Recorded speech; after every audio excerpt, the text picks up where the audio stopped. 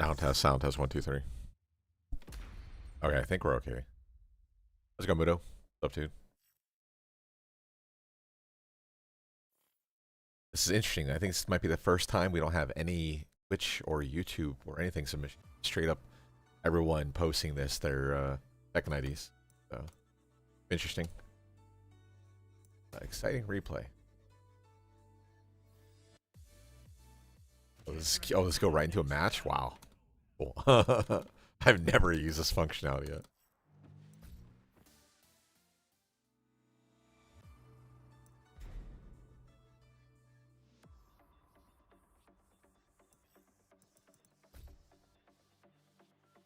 Okay.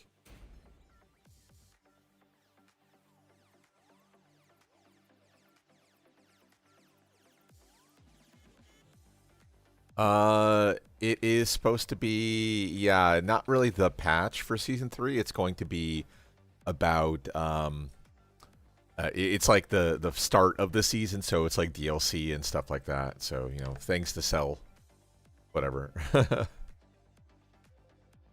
Okay, so we got June player. We do, okay, I don't want to go against Kazuya. I feel like we'll probably see a lot of Kaz. Versus the Nov. Yeah, it's kind of a dynamic matchup. Let's go ahead and take a look at this one. Oh, fuck. Yeah, it's the start of their DLC season. So yeah, it's going to be artwork, costumes. You can purchase the pack, so that unlocks the whatever costume, the rainbow costume thing. I don't remember what they call it, the prismatic costumes or something like that. Versus the Nov. Okay. Take it down for 4. At least don't attack right away. It's good. Wow, big Gen2 keep out. I like the fish. Yeah, no punish, of course. Okay, gotta start punishing. Yeah, Dragunov's a character who's typically like minus 12. That's his number. 12 to 13. Okay, full root. Okay, I don't hate the keep out idea because the wall's there for breakable. A little bit risky, but it's okay. Okay, looks like you went AFK. Oh, wow, look at that. To the back, too. Beautiful step. Okay. Are we going to stand 3 reset? Okay, go low. I respect that. Or 50-50. Yeah, I don't like how a lot of characters are all over the place when it comes to Pro-Oki. Yeah, nice duck, bad punish. So that's actually one of the nice things about going against a character like Dragunov. A lot of Dragunov's game is very basic, so you're only going to be looking for like 10 moves ever, period. One of those, you have to be ready to punish those 10 you see. Yeah, Dragunov has a lot of band-aid attacks. Nice step. Bad combo, though. Yeah, he has a lot of band-aid attacks, but realistically, you're only ever going to see like 7 to 10 of them. And I don't even mean like in the sense of like, you know, top 10, top 15. Now, straight up, that's all you're going to see. He has combos, SAT, meter pop now. They keep out. I wouldn't mind seeing you pop meter. That way you don't have to go for the attack throw. You could go for some sort of wall splat off of heat burst instead. Nice punish. Wow, interesting combo line. I've never seen that variation. Okay, this is one of those you should pop meter there. You're bleeding because you're hurting yourself.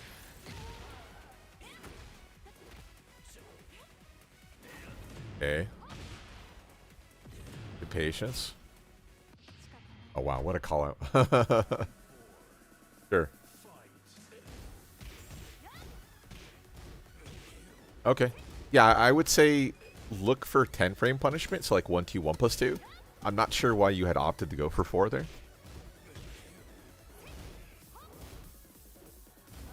Big whiff, a little bit late. My guess it's the connection isn't super great. My guess is probably like a 90 pinger. Oh, nice spacing. Okay, real combo. He should have went 3-1-4 variation. Oh, no. No confirm. Yeah, don't forget, you can just kind of backdash. Like mid-string, don't forget about just that in general. If you don't want a sidestep or time sidestep, bare minimum you can smash backdash. Okay. I don't hate it. There's no read thus far to kind of be like, yeah, you should go for Can in that position.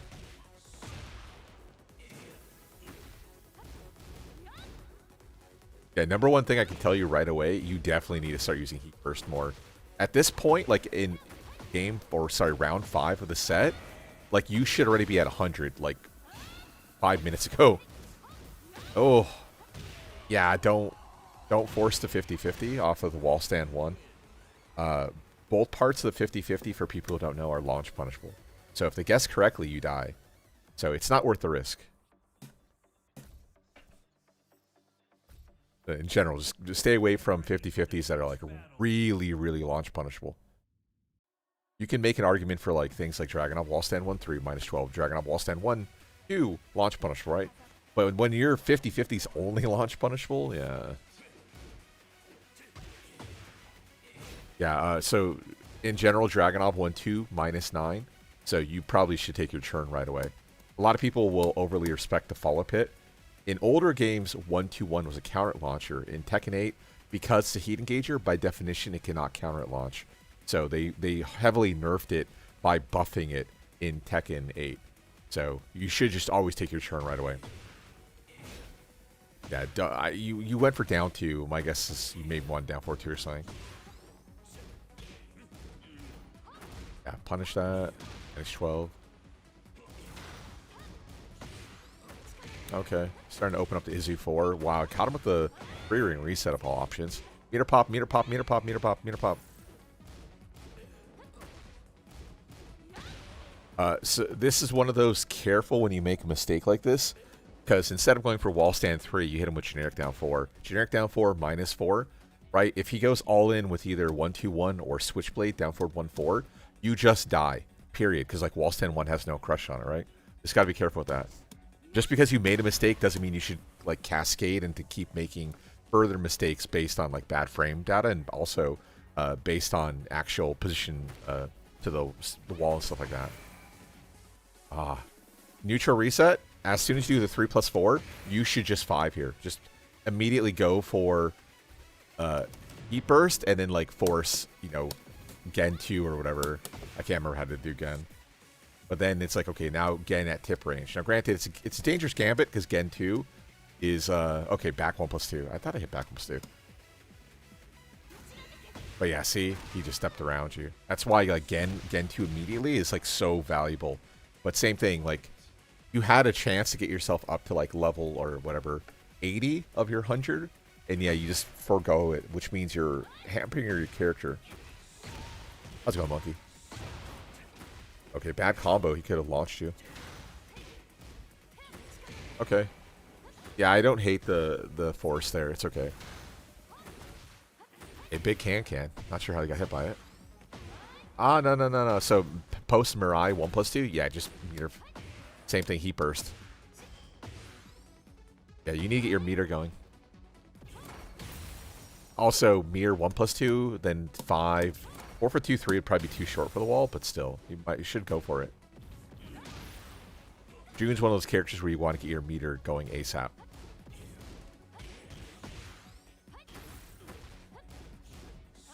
Wow.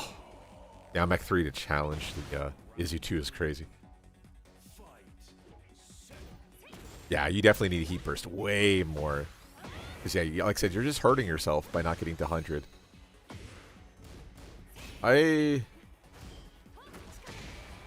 That part was to cancel, but still.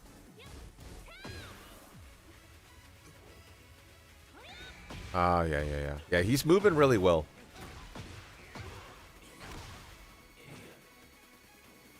So, I never made a video about it, but one of the reasons why a move like Gen 2 is so strong is because when you're using Gen 2, there's like a certain range where the game goes from like 3D to 2D and vice versa.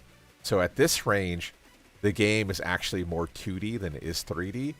But once he gets down to like range, like here, like 2.5, 1.5, see now he's sidestepping into 2.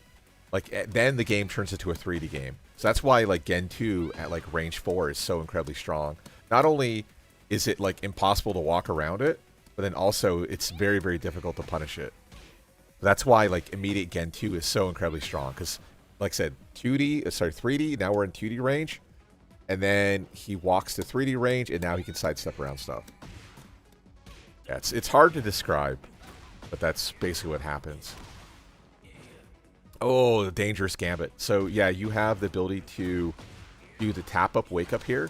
So he leaves you in FUFA. So then this is one of those wait for the whiff. So you're taking control of me. But yeah, you can basically do, tap up into wall stand 3. But yeah, because you're tech rolling, I can't do it. Yeah, you're taking precedence over me. It'd be cool if you could turn that off, Namco. Just saying. But yeah, that's a dangerous gambit, especially against a character with a wall stand 3 or wall stand 4 that's really, really strong. Like Brian's, June, stuff like that. Fakam Lam. Okay, back 1-2. Oh, that dropped out. Unfortunate. Yeah, not a fan of the running 2 there. He should have instant checked you. Simply because June's parry doesn't actually... Or reverse, I should say, sorry. Not as scary as like Asuka's. Although I guess parry into Gentu is on table. So maybe not. Ah!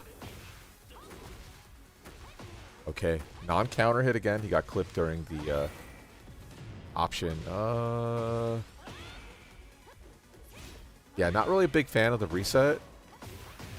Okay, now what do you do though is the question. Okay, you pop it. Wow, Izzy 4 again. No fear. A little bit scary. Yeah, it's scary because I think the Rage Art still wins there. Anytime you are at risk of a Rage Art and your incoming attack needs to have like an attack throw or it's a double hit attack, right? Because Rage Art essentially counts as a whiff. Like a Power Crush is counted as whiff in general. So Rage Art falls under the same rules as a Power Crush. That means your follow-up hit doesn't actually occur, which means you can never kill someone with the second hit if they're actually in general, period. If you have a string or if you have any sort of combo or attack extension, stuff like that. Ah, stop doing 50-50. Stop doing that. Okay.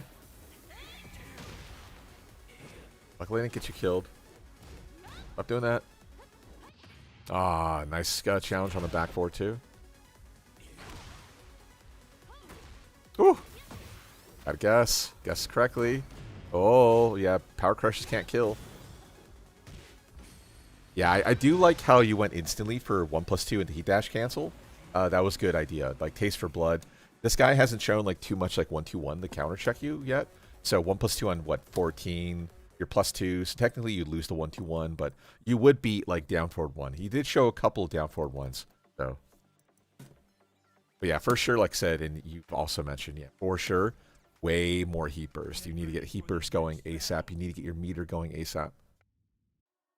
It's not as detrimental as like a character like Heihachi, where he needs full charges for Warrior Instinct, but it's close enough, like it's analogous for you. Also, furthermore, because you're playing June, you're playing characters that damage yourself constantly. You also need to be able to not take as much damage. Okay, big whiff. Okay. This is one of those situations where like 4-4-2, 1+2 is probably the best you can do in that spot. Because he's stuck in a standing state. So I think, like I said, will this be a double? Yeah, it would be a double 70. Although I didn't... Oh, wait, no, did that spin? No, it didn't. Okay.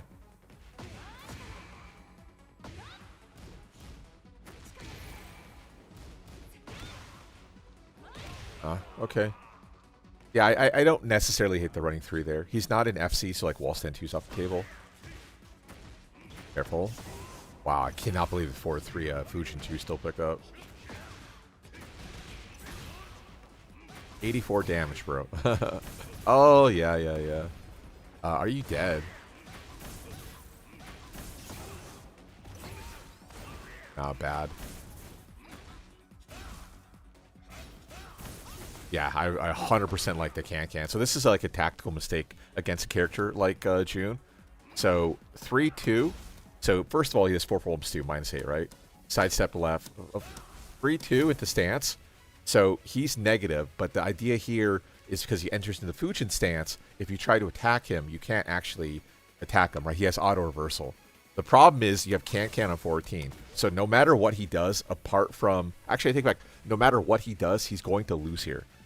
So the can is going to be effectively meaty hitting, and because it's low, if he hits any button, period, he's going to die. If he doesn't hit a button, you're safe on block, right? You're -5 afterwards, so who gives a shit? So I love it. Oh, it's your all? Okay, we'll look for a different match after this then. Yeah, nice up forward 1 challenge. Okay, in that case, let's go ahead and jump out. But yeah, nice can read.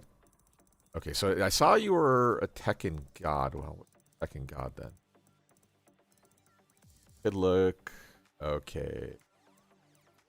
Okay, so that makes sense. Since we just looked at him, let's take a look at versus the League. By him, sorry, I mean Heihachi.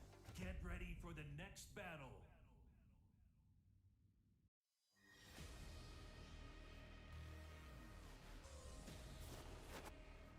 Round 1. Fight. Yeah, it's something I've noticed. You've been like, either you or your opponent are always AFK at the beginning of the game. It's so weird. Okay, Damage 4 open Gambit versus Lee is crazy, by the way. Okay, not a fan of the down 4-3-3. It's okay. Yeah, the boot 4 is also pretty crazy. Okay. Wall stand 1-2 is crazy. Okay, yeah, you're kind of stuck in that position. That's one of those bad situations, like post dual boot, because you had to ready commit in that spot. That like anything he's going to go for in this position is going to win. So like, best thing he could probably do in this position would be just to wake up 3, because yeah, you're not going to be able to transition fast enough, nor are you going to be able to block incoming. Oh, nice step. Yeah, duck the high. Yeah, duck the high. Wow, big keep out. Okay, I don't mind you stay on the floor. The back 3+4 is a little bit misplaced, but that's okay. The angle of attack was poor to use the back 3+4. I have a feeling even if he, well, apart from attack into it, probably would miss. Yeah, a little bit risky against Lee. Lee's down forward 1 in advancing range is actually really good. Okay. Nice whiff punish. I was going Deshi. Okay, not a good combo by this guy. Oh, yeah, 3-3 is a high. Why didn't I tell you to duck that? There is no just frame in Tekken 8. In older games, there used to be a just frame. Oy, how unfortunate. Wow. Right as you go airborne, he goes for the heat burst. Ouch. Round 3. Fight. Now what? Okay.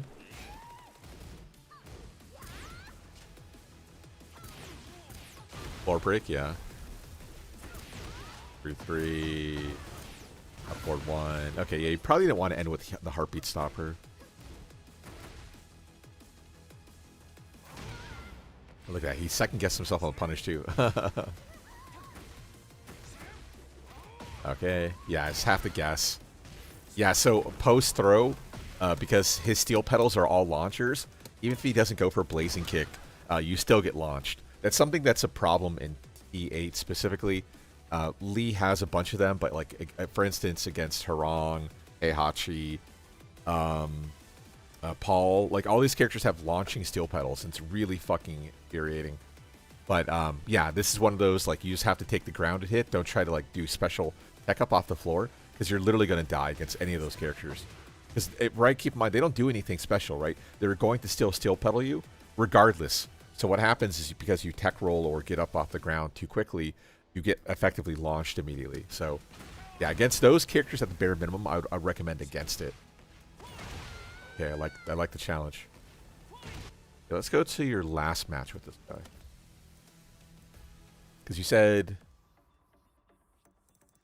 Oh, I was going to ask her. I don't know... If you haven't submitted it yet, I don't know if we'll have time. Just a heads up. Let's take a look at the last one. But as usual, we'll do this again in about a month or so.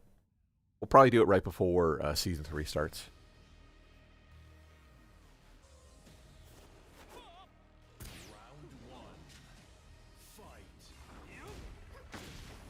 Yeah, down before, a little bit risky. Nice duck. Back to 4 structure. Careful. I would say just careful with wall stand 1-2 in general, unless you know it's for sure a punish.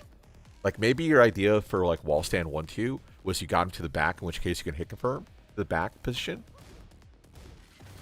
One thing I can think of. Wow, was he late? Is the bread spark -9? That's only -10. It is 10. Okay, so he went for the right punish. He knows what he's doing. Go to my ranked matches. I have no idea how to do that, bro. You'd have to actually tell me. Because, yeah, it just tells me, general.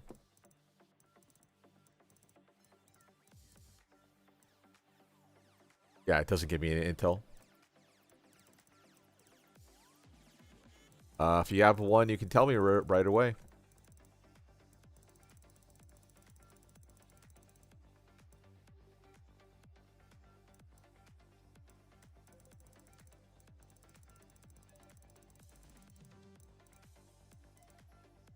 Yeah, I mean, I would imagine this. You're roughly about the same power. ±1.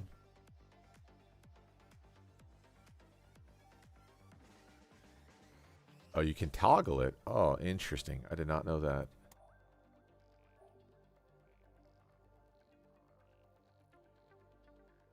Oh, yeah, sorry. That's a 1P, 2P kind of problem. I'll go ahead and put on other characters too. Thanks for the heads up. Subject matching. Ah, okay, here we go. Oh, wait, that's not you, though. Weird. Okay, so yeah, so these are your ranked matches. Not your main.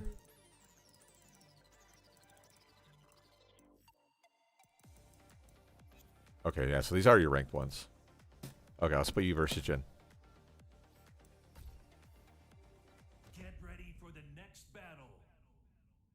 Yeah, it sucks that you can add a filter and it's like, yeah, I'm going to throw you back to the default filter. Oh, thanks. Thanks, Namco. No, you don't have to be a sub. Completely free. Just a heads up, I don't know if I'll have time. Right now we have a bunch in the queue. So if anyone wants to put their name in, you can do it. You know, be first come, first serve. Just a heads up, though. Like I said, I don't have all the time in the world, sort of thing. But yeah, this is completely free. So yeah, you don't have to be a sub. But yeah, Yohi or Yoji, just go ahead. Like I said, use the Google form. And right now it's like first come, first serve. So okay, let's go ahead and put this on. There we go. Details. Where's the frame data? There it is. Okay. Okay, so now, well, okay, good enough. Good enough.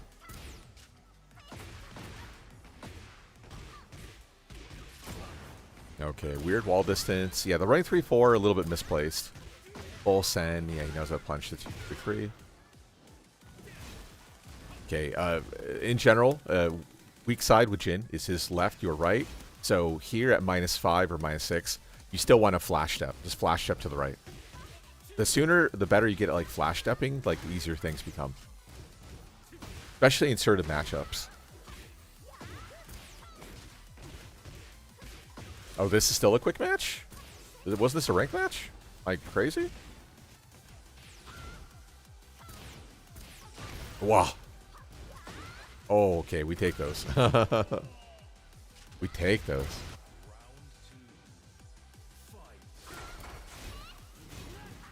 Okay. I like the challenge. Yeah, the high crush off the back 3 or whatever. Yeah, a little bit misplaced. Go for the double line. Solo down 3 at the back. The side sway is crazy, dude. Especially against Alisa with her stand 4 on 13. A nice movement. Speaking of which, nice movement. Okay, I'm gonna say he's giving you the wall. Might as well take it. Down 2, I like it. Nice challenge. Yeah, I don't know if there's a way. Ooh, I don't know if there's a way to. Wow. Full tracking, full alignment. You can sidestep it, but it's harder than it sounds. Now, the nice thing, if you know, as Alisa, you should be fine. But yeah, it's active for so many frames.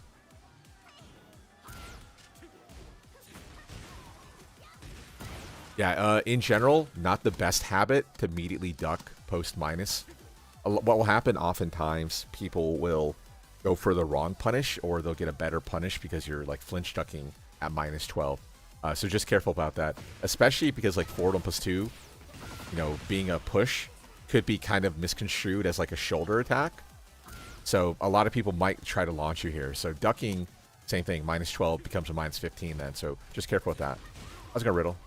I'm doing okay. I'm a little bit under the weather, but reset. Okay, look to spin.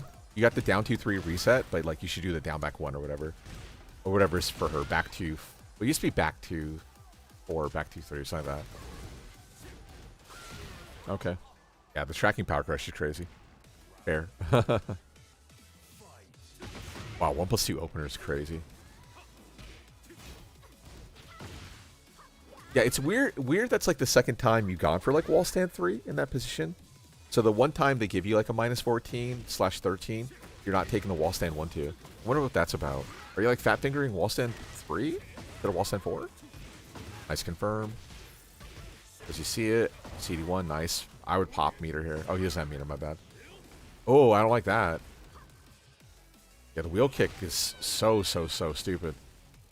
Because, yeah, you can pick him up in that spot. Even if you go, like, down 2-3 or same thing back 2 again, you're in a good spot.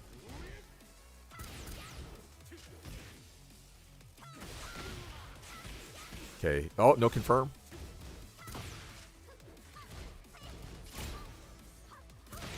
Wow. Oh, fuck jab.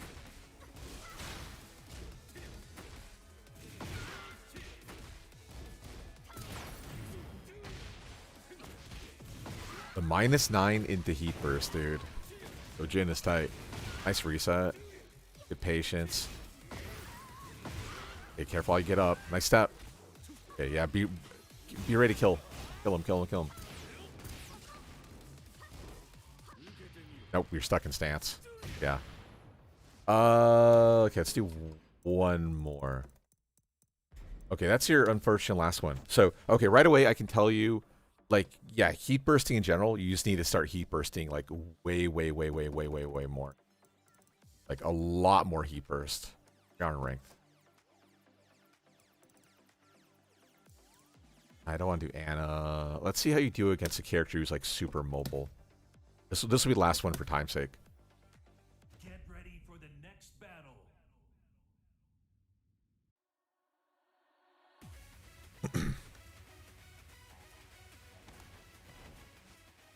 Round 1. Fight.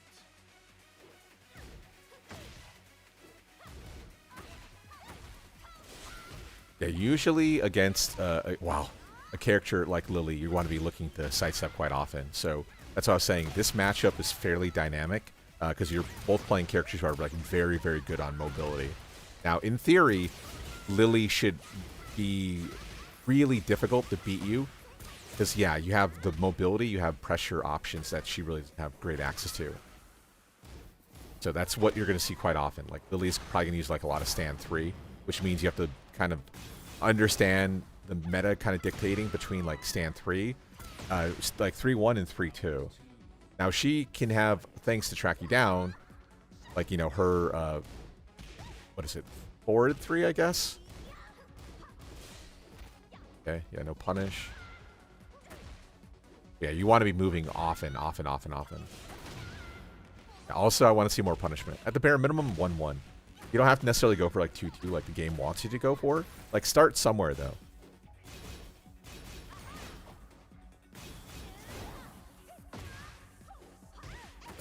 Oh. Okay. I think they could have blocked that though. Okay, same thing. I don't know where you would like combo send, so I mean, up forward 1 route. Oh, you go right into dual boot right away. Yeah. Yeah.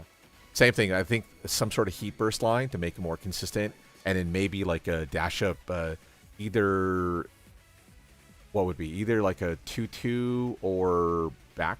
No, it can't be back 1-2, right? Back 2-1. I can't remember. Sorry, it's been a while since I played Alisa, and by a while I mean like Tekken 7. Okay, elegant. Wow. Hello. Okay, same thing. The stand 4. What you just? Oh, I'm looking at the wrong side. Yeah, I don't understand the stand 3 afterwards. Yeah, don't always full send. Yeah, especially at like a Tekken God. I mean, I think most people are gonna duck wall stand 1-2. Side throw. Okay, tracking move off the 4-4. Okay. Yeah, I would say if you're gonna commit off of back 4, just be sure to go full route. Back 4 by itself, right, the counter hit launcher, you don't have to go for the second hit, but if you go for the second hit, I think you should always transition into boot. Yeah, I'm not sure. Looking at the history, I don't know enough. Wow. U4 into the Matterhorn. You're not dead. This is a horrible combo. They actually probably could have killed you. That's going to break the wall. Oh, lucky, lucky. Ah, no confirm. Yeah, into clock. Unfortunate.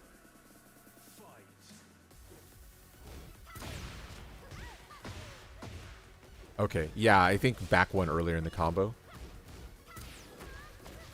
Interesting. Yeah, the only issue I have with you challenging the 1-1 entrance into BT is, so you're +6, but you're going for back 4 on 15. So typically back churn power crushes activate faster than forward-facing ones. So typically a forward-facing power crush activates on 7. Her back churn one probably activates on like 5. So the issue is like by you going for back 4, you're not beating part of the meta, which is to go for like, actually even like back churn 1, is her back churn 1 8? Because if her back churn 1's 8, you're going to lose anyway because you're going to lose by a frame. But like power crush and stuff like that is the fact that you can go into back churn clock and it still beats your back 4. I would probably stay away from it. Now you do have down forward 4, but if it activates on 5, down forward 4 would technically lose. But I would look to use more like down, either down back 3, down forward 4. Yeah, I don't know what else you could go for, but like down 4-4 would probably be a good option, like all the time to use against her. Back 4 though, if not even, the point being, if she goes for just even the most basic level 1 sort of stuff, you're not going to beat her back turn entrance. That's one of the reasons why against like 1-1 in general with Lili, you want to look to sidestep to left, right? Her left side is her weak side. So by her committing to a 1-1, if you're ready into sidestep left, you can just duck the second hit.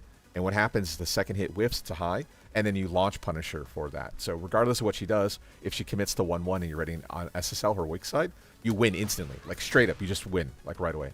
It's one of the reasons, again, why movement is like so important in like Tekken in general. Okay, we'll take the down threat tip. I would 5.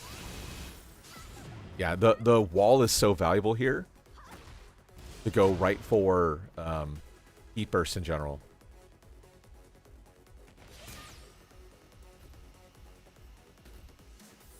Ah, it's too late. I hate it. But yeah, the wall's right there. Wall's a kill, right? If she ducks into it, if you think she's going to go into a duck or power crush something, heat burst, right, just going to win cleanly. Or sorry, heat smash. Wall splat, and then you get a combo afterwards. 2-3-3, they're like DED dead, right? Okay, so Mr. Monkey here. For sure, like you need way more heat burst. It doesn't matter what character you're playing. You need the consistency that heat burst affords you. So it's more than just combo extension. It's more than just, you know, dealing more damage or setting up a kill. It's really about control and like taking away random variability in the game, right? Over the long run, if you're able to control more of the situations, e.g. more specifically like your side of the field, your side of your gameplay, right? You take away that weird randomness that kind of might plague you and you might not understand why it's plaguing you. You get rid of that by better understanding what's going on. So heat burst, it allows you again to better see the field, right? Because you're hitting the animation. the game literally freezes. Like the clock doesn't freeze, but the game freezes. Same thing. You get an extra like second and a half to think where you normally wouldn't be able to think. And also, furthermore, during that time, you can use that time to sidestep around your opponent. It's not as what's the word I'm looking for? Not as free as like tornado spin, where you can like basically fully walk around them mid combo, but still you get like the ability to sidestep and align and things like that. And furthermore, if a character like June, right, you have this meter that's locked behind heat, and then furthermore, you know, you take less damage in your combos. It like really compounds having access to that like level 100 sort of shit. But yeah, for sure, there's been like way too much chaos in your gameplay where I'd be like, yeah, if you just heat burst, you'd be okay. Okay, if you take your turn here, you'd be okay.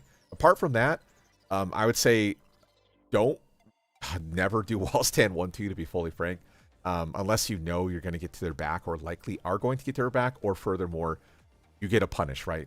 Wall stand 1-2, non-jailing high. The good news is that it's an elbow, so it does beat reversals and stuff like that, but that's about it. Like at this level at TG plus, like 90% of the people are going to duck you for it. So the sooner you get away from that bad habit, the better. Also, bad habit is just like random buttons in general. Like you hit a stand for your plus frames and then you don't have like a follow-up plan.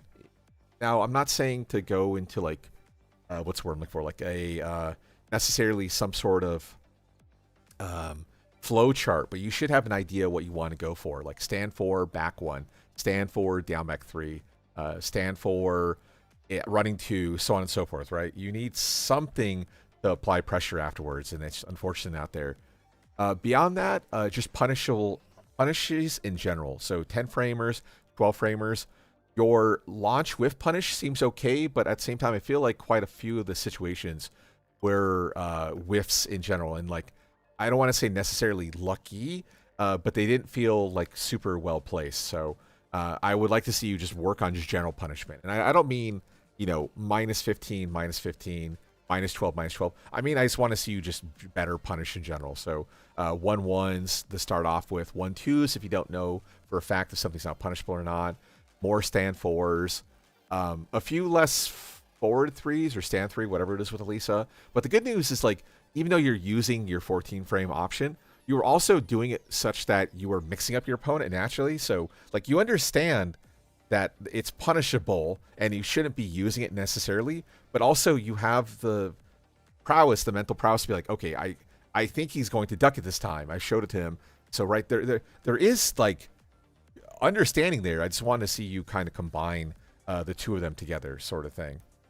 But yeah, heat burst for sure, and more punishes in general.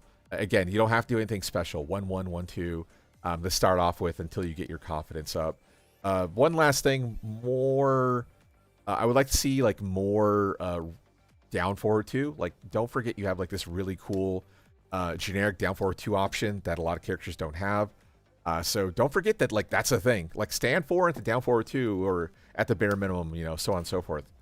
Yeah, kind of start using options like that for sure. Yeah, no problem. I like I said, if you just like better focus down in, you know, locked in, I think you'd be okay. But as of right now, it feels like you don't have like a really solid game plan going forward. Like you know, like I said, you're there. You just need to be like, okay, I think I know what my opponent wants to do, and I'm going to beat that at the bare minimum, like level 1 sort of stuff. Once you understand what your opponent wants to, and I'm not necessarily saying I know he wants to shoulder or he's going to hit this button out of 200 buttons, right? In general, like, are they going to attack? Okay, I'm going to sidestep. Are they going to challenge? Okay, I'm going to throw. Are they going to do something punishable? I'm gonna punish them, sort of stuff, right? Like stuff like that. Think of it at least in like layer 1, like 5 categories: movement, throwing, power crush, rage art, blah blah blah, right? Again, you don't have to get the nitty gritty. The nitty gritties are tight because, like, once you understand, okay, they're gonna go for this button at this situation at this time, then you look like a fucking genius. But still, you can look at it as like a big picture, while still kind of subdividing it somewhat. I don't know. Hopefully that makes sense. Okay, well, your name is Mother Lily, so let's take a look at Mother Lily. All right. Yeah, polish up. I would say just have a better game plan in general. You know, you don't have to flow chart, but have like some idea of what options you should do in a particular time. Like the stand 4 is such a pivotal part of like Alisa's game plan that you should have like an idea what you want to do afterwards. And again, homing tool 13 is so strong. Okay.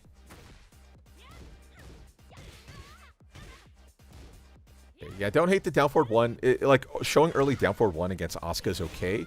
It's just the throw, or sorry, the Sabaki's on table. Nice step.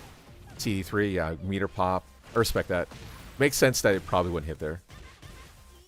Okay, you go for reset. I respect that. Like, what's Asuka going to do to you back turn, right? Down forward 1-4, right? As long as you're not mashing, you'll be fine.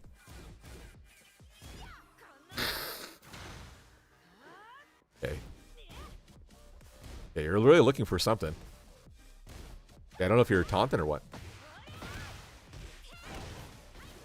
Okay. Yeah, look for the wall. Yeah, I don't like that. This is one of those same situations we're talking about with Monkey. Is like, why would you not meter pop here, right? The idea, of course, is to do down forward 3 short, but you like know for a fact like the wall realistically is too far away. So by the time like this Asuka player confirms down forward 3 short into 3 ring, like why? She leaves herself susceptible to pressure. It's one of the reasons why Heat Burst is so good, right? Strong aerial into Heat Burst is like insanely strong. And I don't know what you'd want to do here, but like off the top of my head, like what, like wall stand 1-4?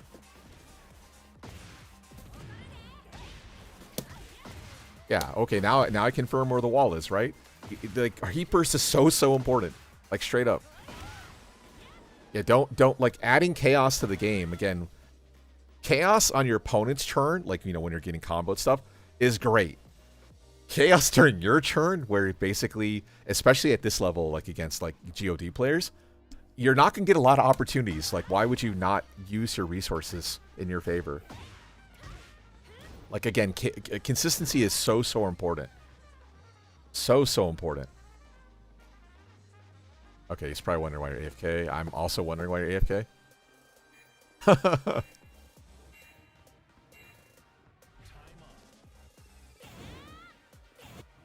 Is that the meta we're in? AFK meta? Okay. Yeah, big sights of 4. Weird wall distance. I like the short carry. Yeah, not a fan of the QCF 3+4. It's okay.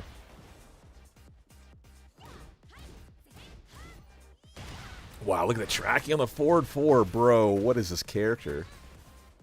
Okay, good. That's smart. Yeah, this is actually kind of similar to what I was talking about. Like, understanding when it's no longer your turn and to not mash is, like, really a key option. So, like, you get a chaotic situation, full crouch down 3, right? Don't challenge into this. Wall's, like, non-conducive for you, right? Good for your opponent. So just take your time. Get the fuck off the wall. That's all you need to do. Super good.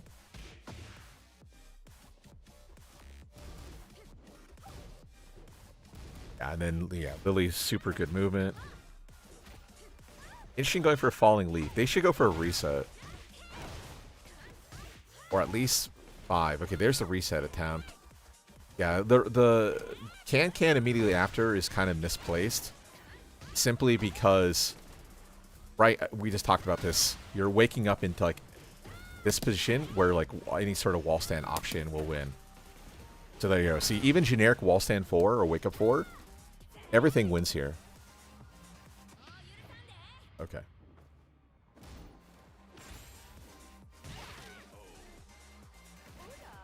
Yeah, the throw, obviously. So if she charge it, minus 13. Some situations, it's better to go bigger. Wow. Okay, odd combo. Okay, I respect that. You waited to see. It's probably better to just go for the CD3 in that position because the steel pedal effect on it. But I don't hate just waiting. Nice. Weird wall, though. Yeah. Yeah, probably better to sidestep into the wall. That way you're more likely to get off of it. But at the same time, running 1+2, I don't know if you could get anything there. Like deep sidestep right, 4-2-3, and pray for short carry off of the opposite wall. Maybe, I don't know. Okay, nice movement. Oh. Yeah, I don't know if you're busy or what. Yeah, no confirm. Wall stand 3 keep out. Yeah, respect the meter. Yeah, obviously not a fan of the combo, but I talked about this in the Tekken 8, or sorry, the top 8 finals.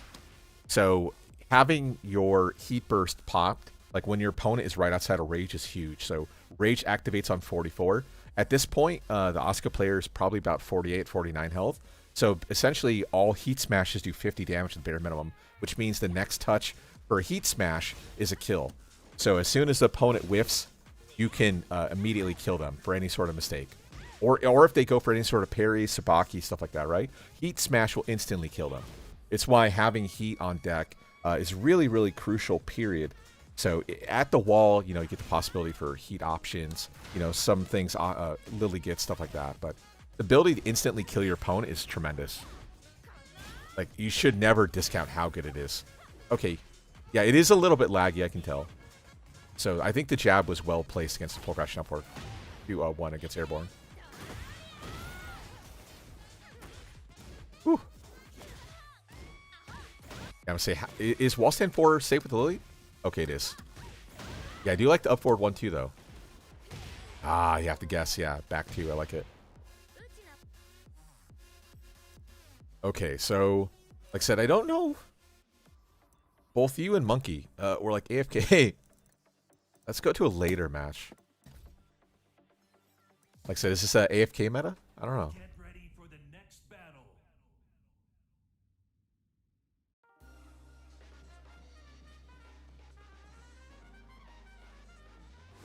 Round 1.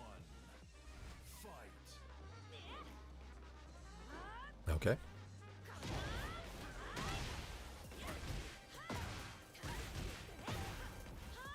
Wow. Not real.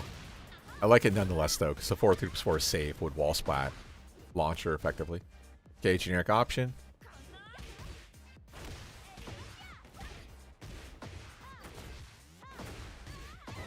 2e5 here. Yeah, I think the 5 is more valuable. Yeah, the fact that, like, you can go for feisty rabbit mix up immediately, right? Post heat burst is so important.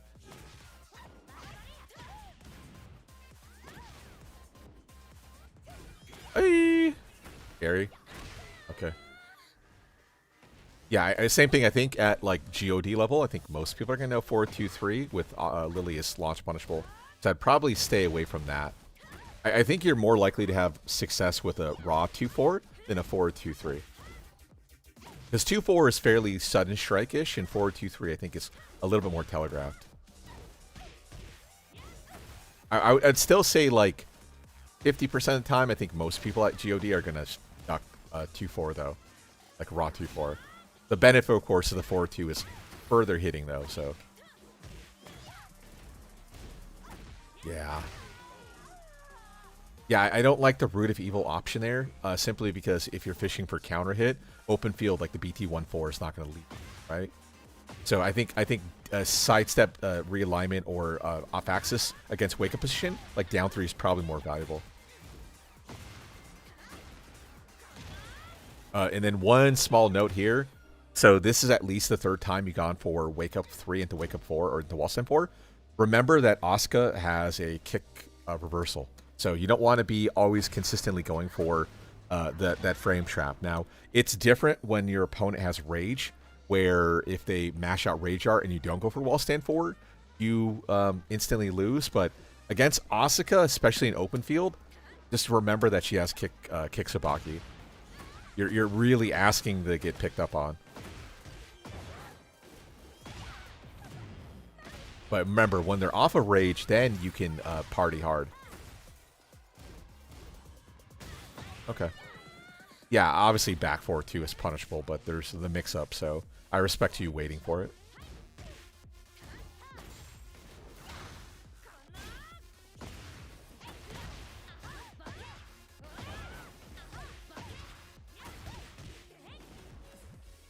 This is just a general note. If you're ever off-axis, don't ever finish strings like this, especially if you're on your, like, 10th hit, because you know for a fact the option's going to miss, right?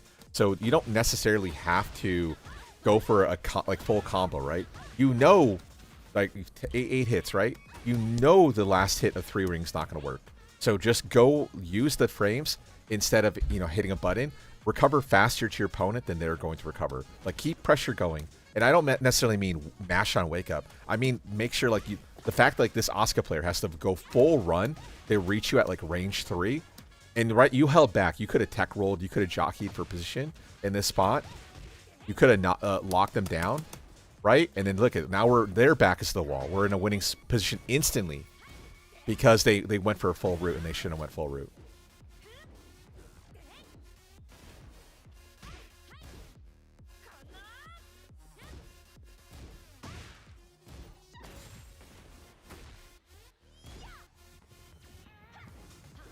Wow. The CD4 is so good. I really don't feel like she needed the 4 option. The CD4, the side step 4 or whatever. I think forward 4 by itself was already really strong. To give her a tool where she has some sort of back turn mix up, stuff like that, it's nasty. A weird wall distance. Yeah, I like it. Yeah, a little bit too much feisty. I do like the immediate pop. Wow, okay, we take those. Okay, let's see you as non-Lili, for sure. So I feel like you were playing with your food really often against that guy. So we couldn't get a good feel. I feel like that. I couldn't get a good feel for your skill level. Let's do you versus Lars versus King. I feel like we'll probably get a couple Kings later, so I think this will be more rare. Unfortunately, it's really funny because, like, a lot of people who submit matches are like Shaheen players. I don't know why Shaheen's so popular. I never see Shaheen online. It's so crazy.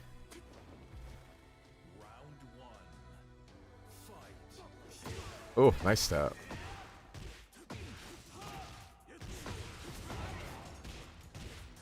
Okay, nice conversion. Yeah, same thing though. Probably still pop meter the lockdown. Yeah, careful. Yeah, that's all fake shit, by the way.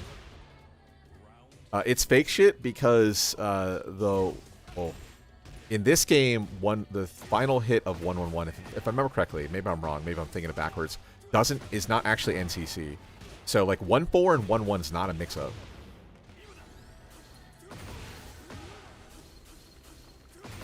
Okay. Yeah, nice. Waifu pressure. I respect that.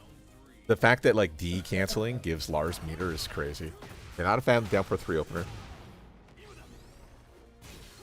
Whoa, careful, careful. I don't know if down forward 1 actually beats the 2-1 up forward 4. It doesn't, yeah.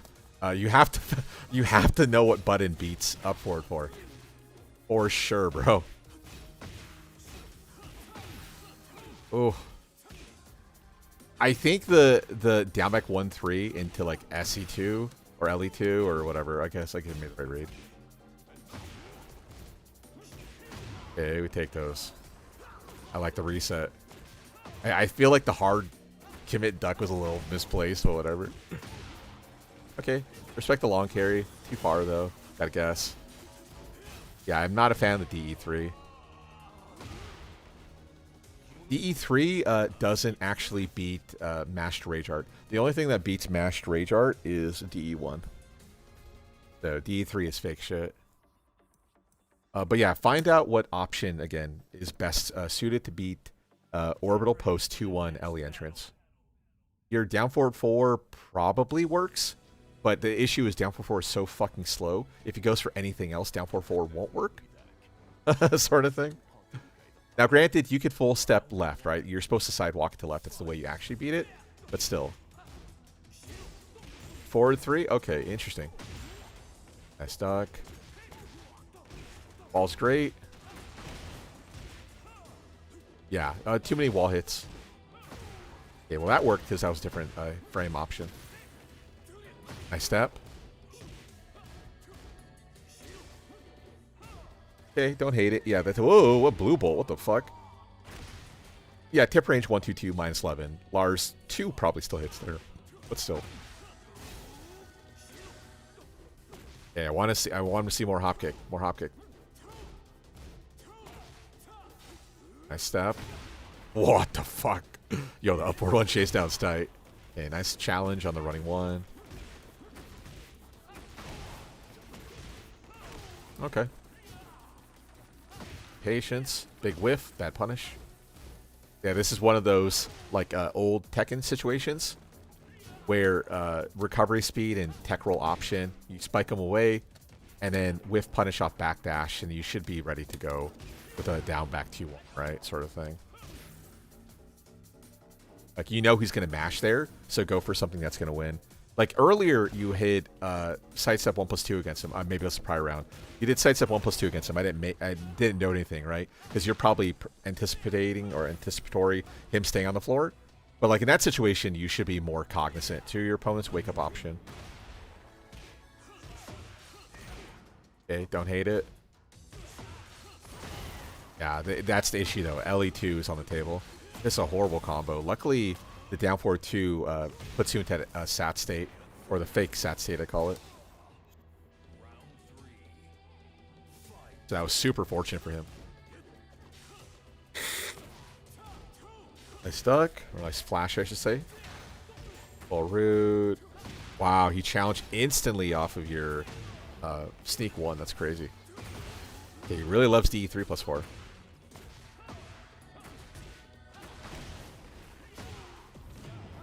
Is that the wall still broken, right? Okay, no, it's the other wall. Oh, I never liked back 4 raw. I never liked that.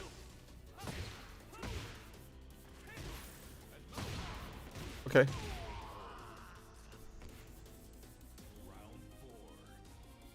Yeah, normally at that range it's okay, but you're playing against Lars, so it's not okay. Okay, good patience. Yeah, hold back. Don't have to add chaos. Hey, nice hop kick.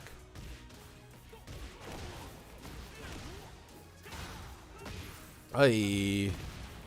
What's your plus frames on trade, though?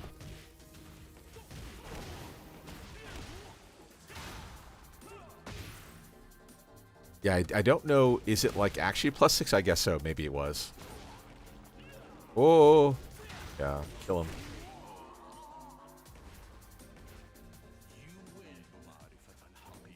Okay, so I feel like this guy has completely petered out. I have no doubt that you're going to win the next match. Let's see. Yeah. Yeah, you can tell. Let's see here.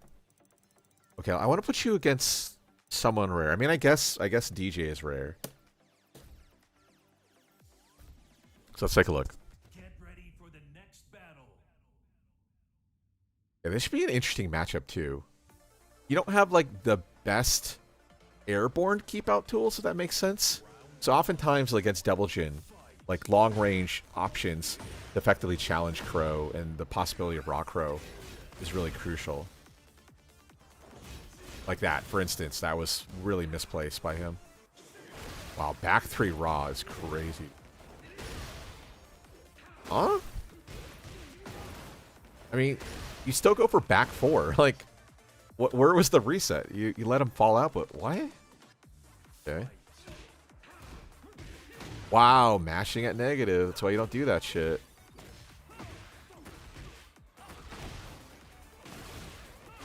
Reset? There it is, okay. Wow, what an up 4. Okay, careful. Yeah, wall sucks for him. You can hold back here. Diagonal wall, diagonal wall, diagonal wall. Yes, look at that, see? When you have a diagonal wall, your hitbox, hurtbox interaction gets fucked. So you can actually hold back to escape for free in a lot of these situations. Yeah, nice, good call.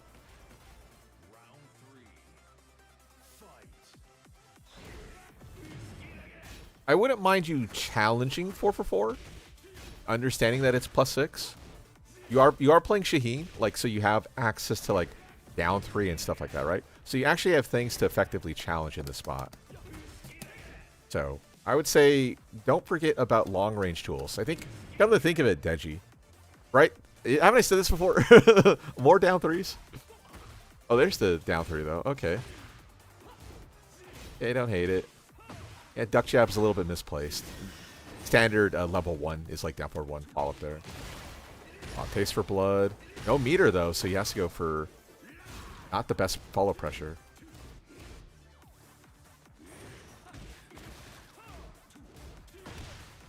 Yeah, a little bit slow. I think 11 frames. If you had like old stand 4, it would probably win it. Not new stand 4. TGF? Raw TGF, bro? What? Huh?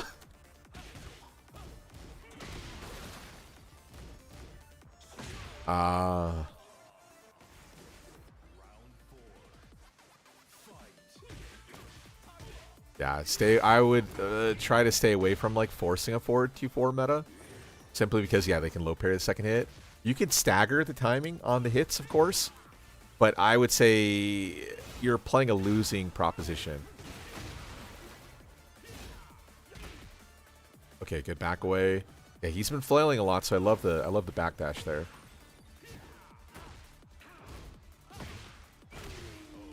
And then also post that knockdown situation, you probably should immediately eat burst on neutral reset. That way you have access to something. Okay, oh. I like the TGF idea. Kill him. Combo drop, nice patience.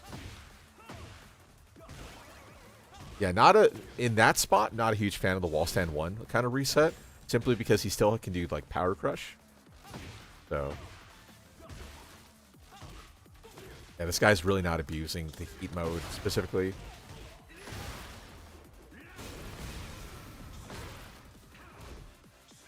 Ooh!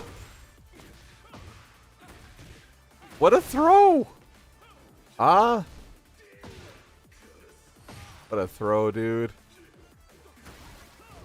Wow, what a call out. Patience. Kill him. Ooh, nah, back to 1 was by far the best punish there. Okay, I respect that. I would have forward back to you also.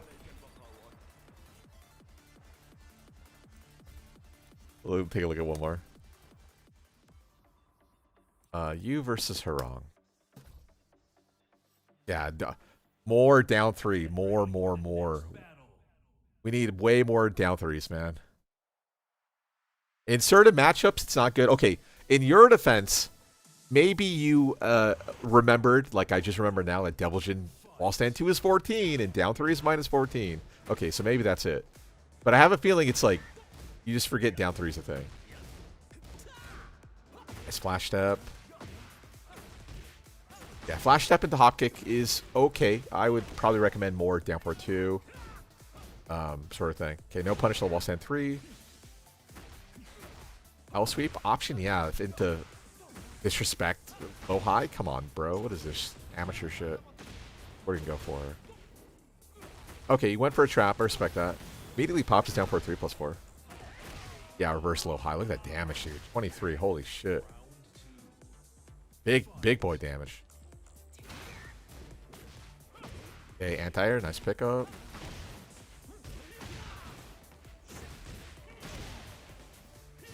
Oh, not a big fan of the immediate running too. Yeah, you don't have to duck jab up for 3+4 because it's always the same option. You either it effectively jails. You either get the same punish or not. Oy. Okay, I don't hate it. Yeah, bad punish.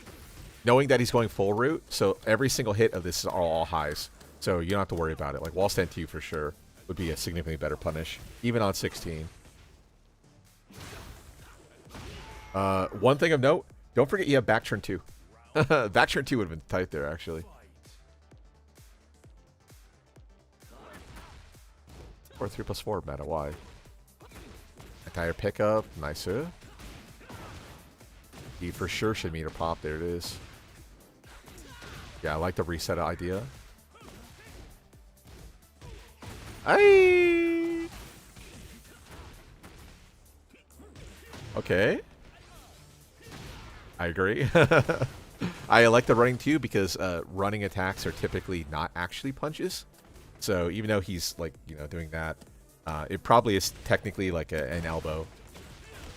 So I like the idea. He's already showed parry in like clutch situations. So might as well abuse that. Okay. Nice. Okay, I like the idea of having, you know, a tactic and then punishing him accordingly, like going full route like that, or full tilt. Don't let your opponent have any time to think. You have a read on them, execute on it. Okay.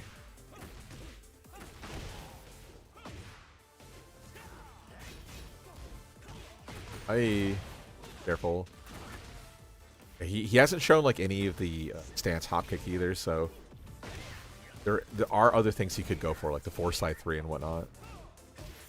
Oh, one small thing of note with like full 1-2-2 route. 4-3 is 11.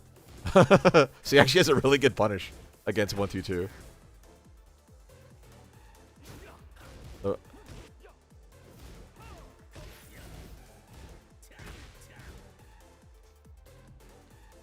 Woo! Wow, he had the read too. I'm gonna say 5 that for sure. Ah, okay. I respect that. You were afraid down back 2-1 wouldn't full carry there. I agree. I was worried that too. Man, if he pulls this back, dude. Holy shit. Fair damage, by the way. Okay, you're panicking. Gotta stay calm. Nice backdash.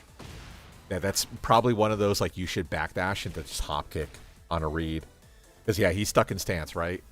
Even if he goes full flappy against airborne, I think he would still probably win.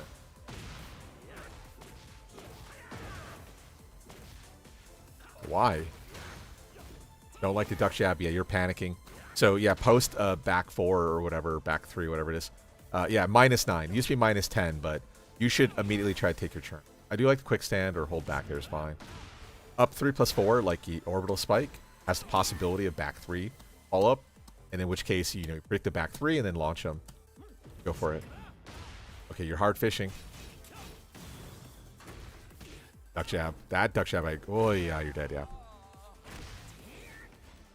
Okay. Don't panic. Try your best to not panic if possible. That last round was definitely not a good round for you. Down back 2-1s galore, a lot of duck jabbing. Like I said, he hasn't really shown, like the Hwoarang player didn't really show like a lot of, 4-slide-3s and up forward 3s, stuff like that. But you could get called off there. I would also like you to see, again, more hard reads when you're playing from behind. That way you have a better chance of successfully winning, sort of thing. Towards the end there, I mean, you were trying to get that heat engager going, get the health back, so I respect it. But at a certain point, it does become like you just have to go into a heat burst. Now, the nice thing at +1 on block, right? If he commits to like back 1, you could like down back 2-1, heat dash cancel instantly to cash out, sort of thing. But having heat's a crucial part. There was a couple situations also when you're like carrying to the wall where it's like, okay, maybe you should heat burst, but you were like, I think, feeling more confident that you didn't need to, or maybe it was like a side thought, but I would like to see that more often. Like I said, more down 3 for sure. I think down 3 is still an incredibly crucial part of Shaheen's game. And even though it doesn't quite fit like the current like season 2, like down 1 sidestep sort of meta, down 3 for like range control and spacing, and again, just to beat power crushes, right? The speed of down 3 is perfect for beating a power crush. So it's really good there. The mix-up, of course, nowadays not nearly as strong, but still, it doesn't matter. Down 3 is, I think, a crucial part of the game. I think, yeah, staying calm is probably the most important thing here. What's interesting, Deji, right? Because we see you have at least 2 gods. And was it 3? You have 3 gods? Or was it only 2? Okay, it was 2. I mean, still, 2 is still... Oh, thanks, Bean Boy, for the... What would it be, like, membership join, I guess? Thanks to become a member. Yeah, I really feel like stay calm, especially in, like, if you know you panic, let's say, in the 5th round, I would say in between round 4 to round 5, do some sort of, like, basic breathing exercise. Like, take a couple, like, deep breaths, right? You have time to think, especially if your opponent or whomever ends with a rage art in round 4. Like, take the time.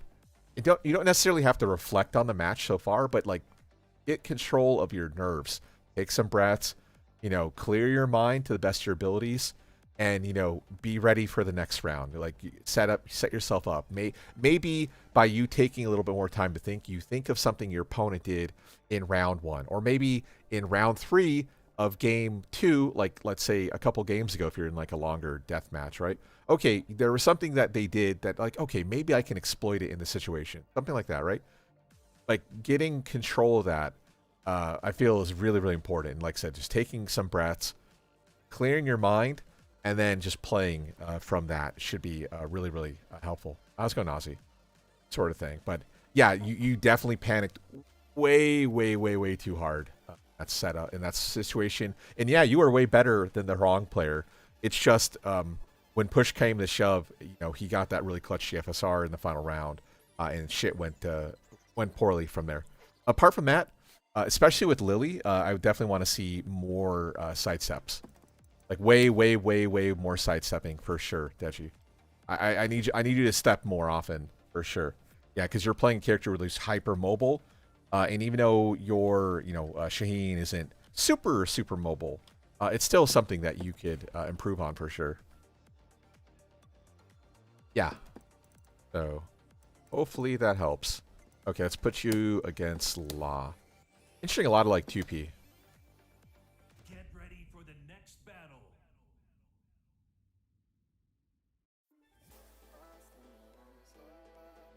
But yeah, I think staying calm. That's your number 1. Oh, you're not the Shaheen player.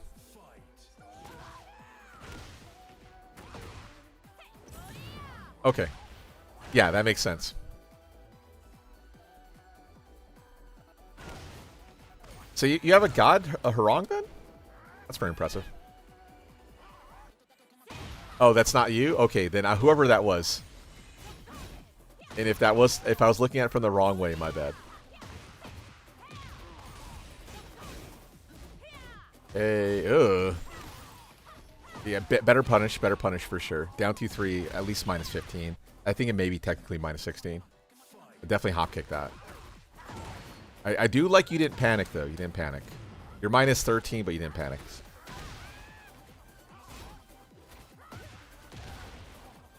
Why is he mashing Rage Art? What the fuck? What the hell? I just saw like the little red token. He's still mashing Rage Art? What? Is he like... what the fuck? Wow. Okay, in this position, a similar situation, post option, don't mash. Probably just try your best to backdash after. I don't think you'll be able to escape the toe kick, but it's still worth a shot. Oh, interesting. I mean, post heat smash, you're +6. Are you afraid of parry? Or +10, sorry. Yeah, you should hit a button. Why did you not hit a button? At the bare minimum, go for Hey 2, and then you're left at +6. And then from there, same thing. You can go for down forward 1-2 at +6 into a 13. He can't rage art either. Oi. Yeah, see that. This is why you don't want to like flowchart, because like this was such a flowchart option. 4-for-2 slide option, and then he's so ready to go for the hammer, the high hammer, that he just fucking brain deads that option. Don't hate it. Oh, I like the meter pop because I would lead to a kill. Wall splat. I stuck. Bad punish.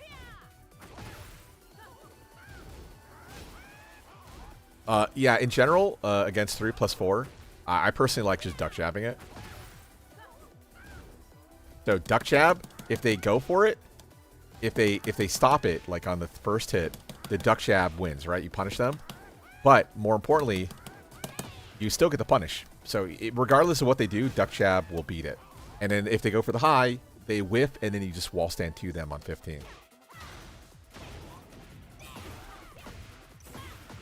I find that's just super easy to mash the punish. Okay. I think the horse 2 is more valuable post 4-for-2 though, because you're at level 3. Okay, well this is a kill. Yeah, down 4-4, slide 3 into rage art. And there were so few hits in your combo, you wouldn't have to even micro dash. Okay, let's put you against not this Law. This Law, is definitely not playing at TGS level. Let's put you against, let's do Azucena. Get ready for the next battle.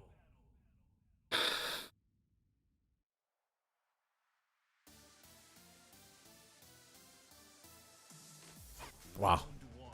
The core line. Okay, nice step. Yeah, typically, so here's the good news. Okay, I'm not going to be able to do it. So her weak side, basically, if you just flash step to left as open gambit, even if she commits the 1+2 high crush, you're still going to go around it. So regardless of what Azucena goes for, realistically, apart from below, you're just going to naturally OS it by side step to left. So 1+2 open gambit is just like the beat out mash. If you go for a high, her hook will counter it launch you. But yeah, in general, especially against Azucena players who play like this, as soon as they open like 1+2, you're like, oh, okay, this is who I'm playing against. This is what's happening here. Yeah, obviously it's a high. A lot of things with Azucena look like they're mids, but they are not. They are highs. So down forward 4, 2.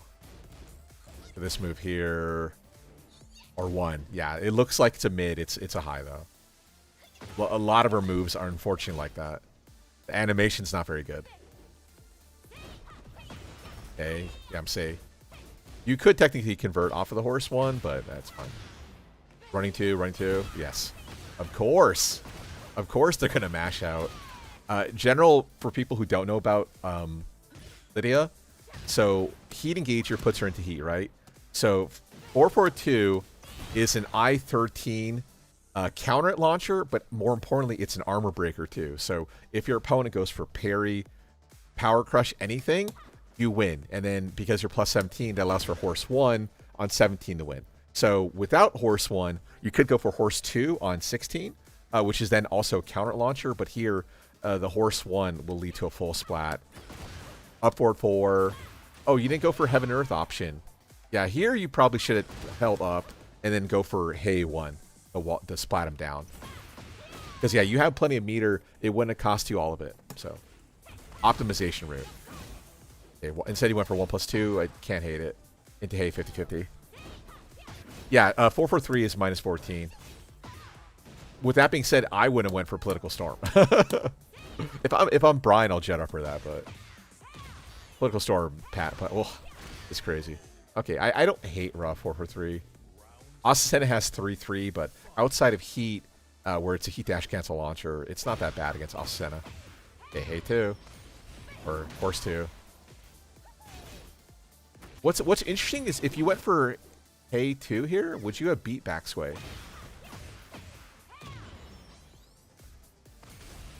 Okay, you would still lose.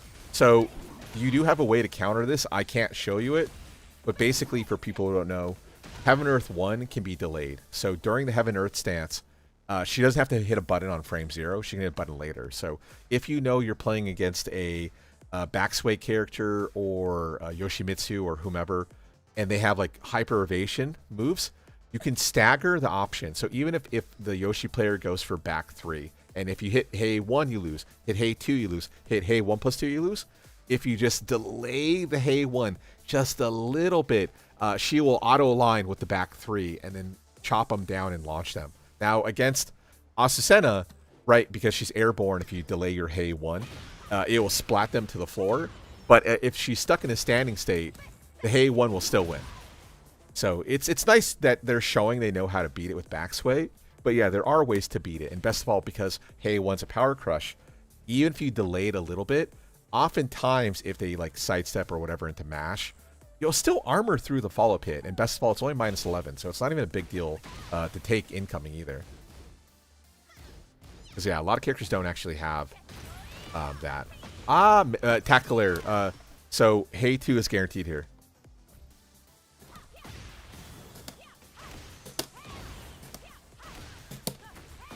Yeah, so don't forget about that. Like you have no meter, so you should go for hey 2, or sorry, horse 2, hit confirm, rather than some sort of force 50-50. Luckily, you're able to get wolf 1, but still, like if you have the possibility to effectively kill your opponent or do a lot of damage, you should go for the see the line right away. It's one of the reasons why like understanding like meter management right at the top of the screen is so important. So important. Luckily, it worked out, because at least you're having Earth level 3 now.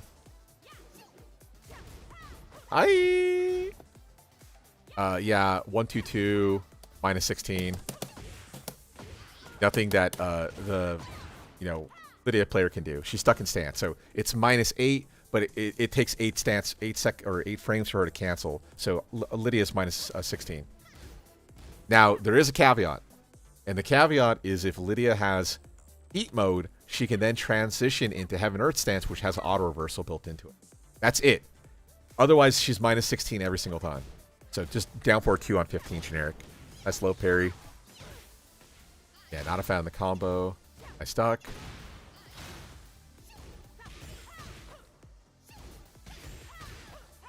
Yeah, that's also one of the reasons why knockdown is so much better than plus frames. Because even though you're plus, she can still represent backsway, right? That's something that she wasn't doing. Oh, also, I just noticed you're, are you supposed to be like Chell or Cell from, what's it called? From, Portal? Messed up. Okay, manual running 2 line. I think the heat burst up forward line is more valuable. Because remember, not only do you do more damage, but you set up a kill. Take it back away. Yeah, not a fan of the CC option. That's okay. Gotta guess. Yeah, you have no choice. You have to guess there. It's smart going for leap 2 because that also is safe and tracks. So there's nothing you can do to beat that apart from parry, which you do have. Okay, so that's, you see, same idea.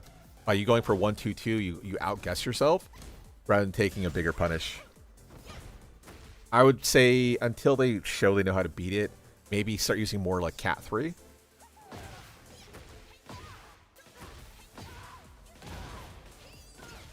Okay, I like the reset idea. You're not dead, you definitely ain't happy. Woo, I like it.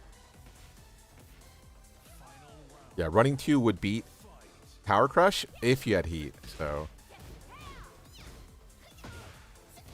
Nice duck. Yeah, launch punishable. Ooh, yeah, careful.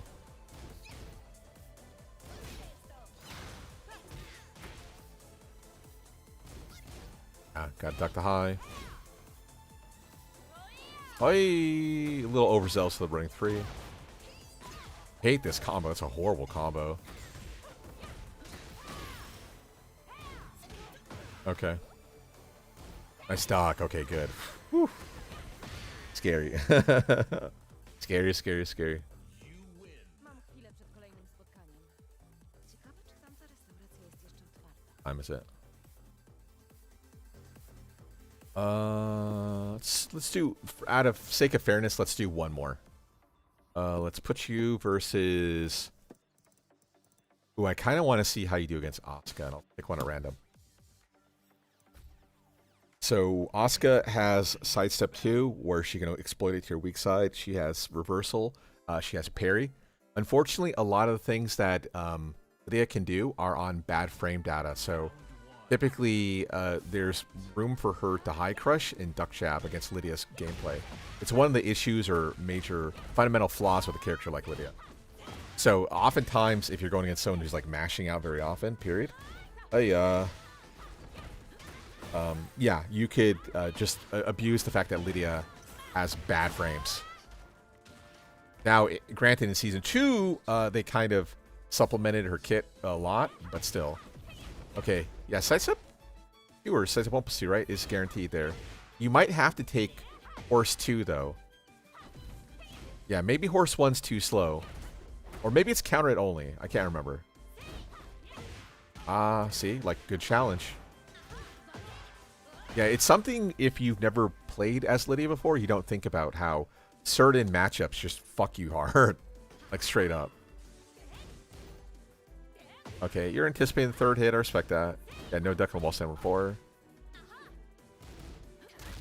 Yeah, I want to see more movement.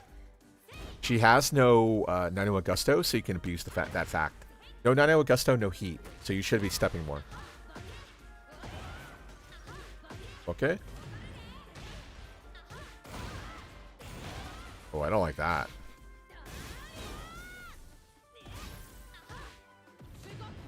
Okay. Kill him. Yeah, see, it told you 442. That was actually the perfect punish in context as well. So you have meter going, right? So that means your 442 is NC off of next hit. So as soon as she commits the back 2. And now, I'm not saying we don't want a meter pop here. We actually want to go into horse. That way we go into stance where now we represent the threat of Heaven Earth's option. So again, understanding that you have meter, that way this is NC is huge. And then furthermore, again, you get Heaven Earth, right? It costs us the rest of our clock, but we have options there. So the high being in a block bulb means she can't parry it, Sabaki it, so on and so forth. So the back 3 was like really, really badly placed. That was like the worst button she could do in that context. It's harder to see it, right? Because it requires meter to get value out of it, but still.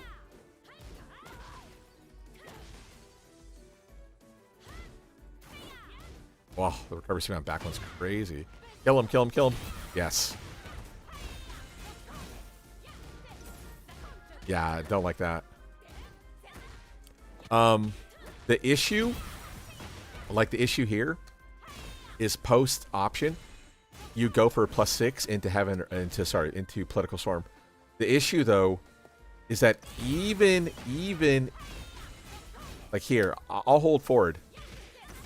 Political Storm doesn't wall splat, so you're basically taking a -15 into something that doesn't grant you any actual value. So from here, understanding that you're going against a character with a Sabaki, it's probably better to commit to something that's significantly safer that will not get you killed. So after Hey 2, like maybe go for down forward 3-4, right? Counter it launcher, only -12 on block, rather than go for, again, Heaven Earth, which is -15, and never leads to any good situation for you, right? So it's not even like a case, okay, no, it definitely is a case like risk versus reward, right? Just understanding why you would not want to go for a certain option in a certain situation. Like down forward 3 being a knee is like tremendously strong, right? She goes for any sort of Sabaki at -5. Down forward 3 is meaty hitting knee, cannot reverse it, cannot parry it, cannot Sabaki it. Now granted, you know, you wouldn't counter hit the reversal, but you would counter every other button that she can go for in that spot. Ah, yeah, too floaty for that. Probably better to either sidestep and then go for 4-4-2, or sidestep right and then go for some sort of advancing option. Like for instance, we could go for 4-4-3 or something like that if you don't worry about the risk too much.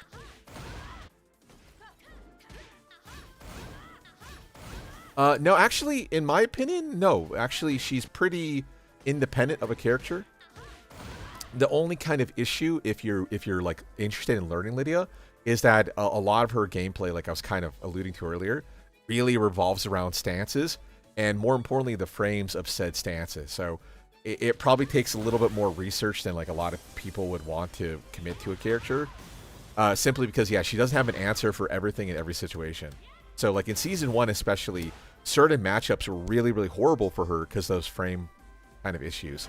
Now, they're still bad, don't get me wrong. But still, she's a character who's not someone you're going to confuse with a different character. Like, there's not a lot of bleed over with her buttons versus different characters.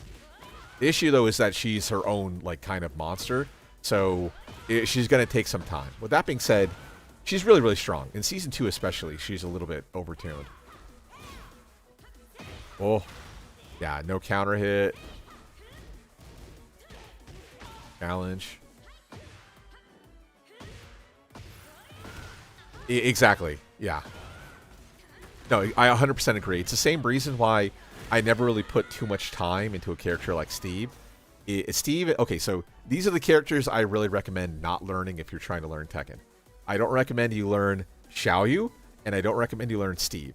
Because those are two characters who, like, you know, DJ here, or AJ here is saying, my apologies, is like characters with like not really transferable skills, right? You learn how to play Xiaoyu, you're not really learning how to play the game. And I don't mean that like in a super negative connotation. I mean in the sense like you learn how to evade by dropping to a stance, but the problem is that stance is only available to that character. So you're learning how to play Xiaoyu against the cast, but you're not really learning the cast in general, right? Certain things like Yoshimitsu can flash to punish things. It literally only cares for Yoshimitsu, and Xiaoyu dropping, Steve left weave, right weave sort of mobility, stuff like that, where you have both lateral movement, but you also have a duck built into it. So you're naturally evasive in certain things that would normally get beaten by every other character in the cast. So that's how I used to recommend it. No Xiaoyu, no Steve. You want to learn how to play the game, don't learn either of those characters at all. Once you have a good grasp on the game, okay, now move on to Steve. Now move on to Xiaoyu. Now play Yoshimitsu. Although Yoshimitsu is definitely more beginner friendly of those like three, let's say, sort of thing. But yeah, same for sure. When I say the best for Tekken in general, I mean Shaheen, old Shaheen was definitely more of a true blue fundamental like Tekken character. Nowadays with sidestep 1+2 down 1 stuff like that, he's more of his own thing. So back in the day, I'd say yes. Nowadays, yeah, Steve, or sorry, not Steve, but yeah, Kazuya. I would stay away from Claudio because, yeah, unfortunately, Starburst is still too handholdy. And now that they kind of double down on Claudio being Force 50-50 nonstop, it's like, you don't really get that fundamental strength. Let's see here. Law's a good choice. Honestly, Hwoarang's a good choice. Azucena is a good choice. Bang. Lars, definitely not. Heihachi, definitely not.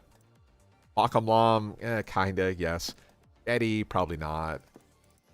I would say for the most part, you can probably randomly do a dartboard sort of approach and get a character who plays Tekken, actually plays Tekken rather than their own thing. Like, for instance, Miary Zo does not play Tekken.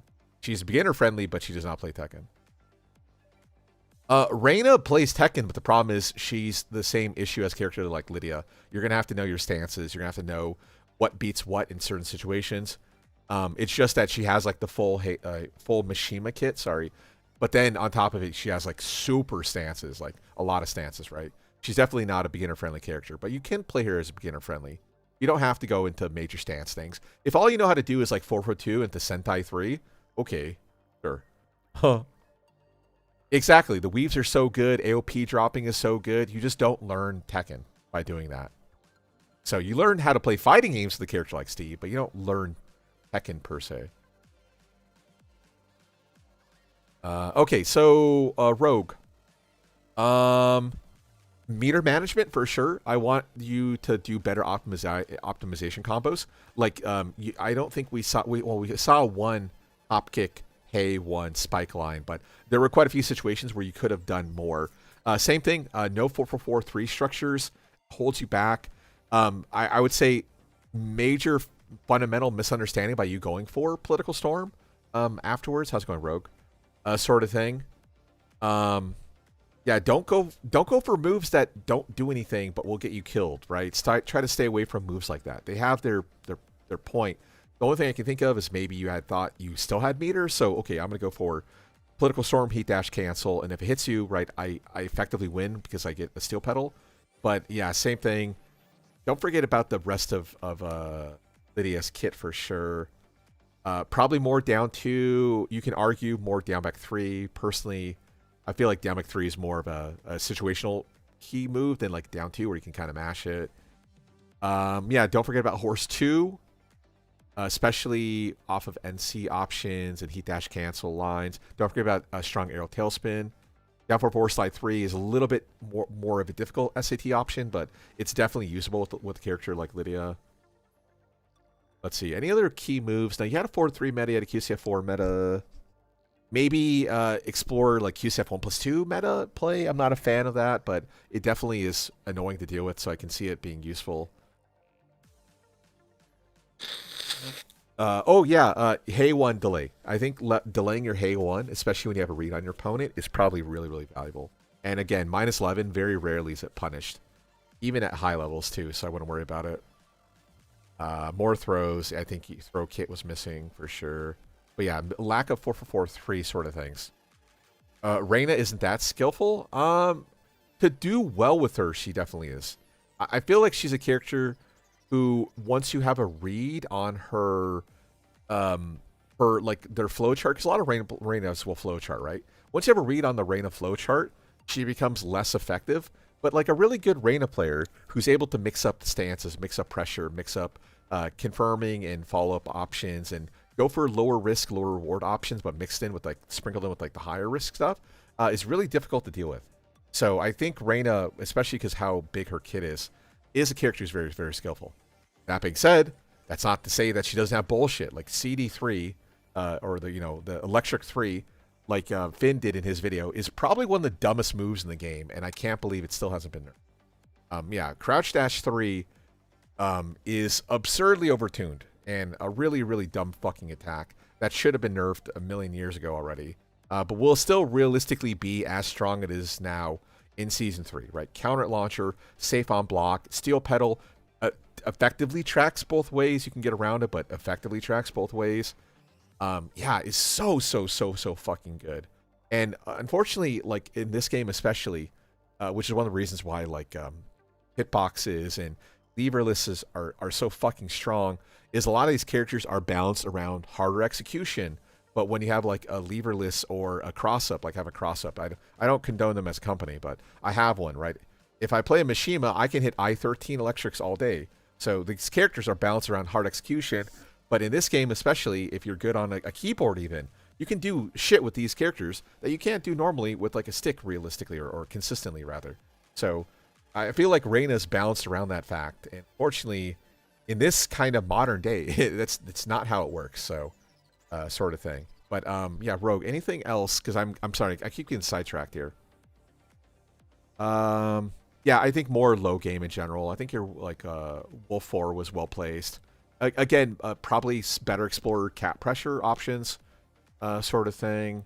And also, oh, one last thing. Don't forget about 442 and not hitting a button. Like you can hold back, sort of thing. Don't forget that's a thing too. When you have meter, you should always be looking to transition to stance. Without meter, though, maybe play a little bit more conservatively. Also, furthermore, don't forget about Horse 1+2, right? The low counter launcher. Don't forget that's a button, because it's still really good.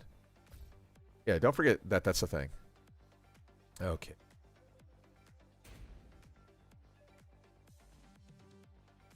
Yeah, I'm not saying do it all often, but same thing. You have to sprinkle in some craziness every now and then to keep your opponent on their toes.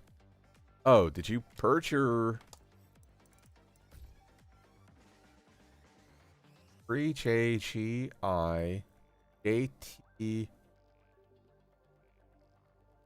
Yeah, I don't think I have any issues with your... I was kind of looking forward to Tryhard, too. Because on EWF, he's a God... Law. A-T-N... 9QJ68. Oh, unless maybe you don't play on ranked anymore. Maybe that's what it is. Let's put you... Oh. Okay, well, yeah, hit me up next time, try hard. But yeah, I'm pretty sure I typed in your name correctly. Like I said, I have you on EWF. Or EWGF. Okay, yeah, next time. Next time, dude. Okay, so that's... We have two more.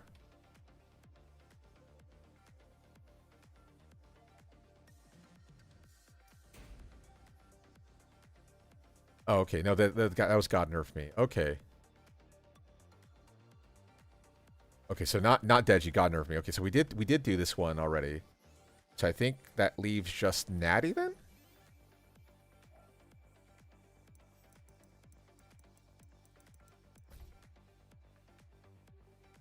So in that case, if anyone wants to submit, because I have one fewer than I anticipated, same thing.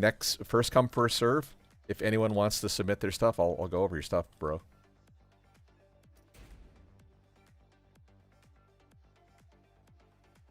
Okay, so let's put you. Oh, okay, yeah, Deji, you are on there. Bad. Did we not go over it? Okay, maybe I'm taking crazy pills. Let's put you versus Lina. Let's go game. Get ready for the next battle. Yeah, I mean, oh, is this you? My bad. Kazuya or Jin? Okay, let me back out. I appreciate you telling me right now, rather than waiting. Okay, so you said Kazuya or Jin. So let's put you versus this dude, and let's pick this match. Get ready for the next battle. No problem. I let you dead you that way I don't forget you. And more 2P plays, huh? Hey, good patience. Demon Pawn to wall stand 2 is some cheesy ass shit, but I respect it. Whiff. I stuck. Interesting comp punishing. I guess it's only full crush now for down back 1+2. Okay, big. Meter pop? Yes. Oh, why? No. Why? Don't like this Jin guy. Don't do that.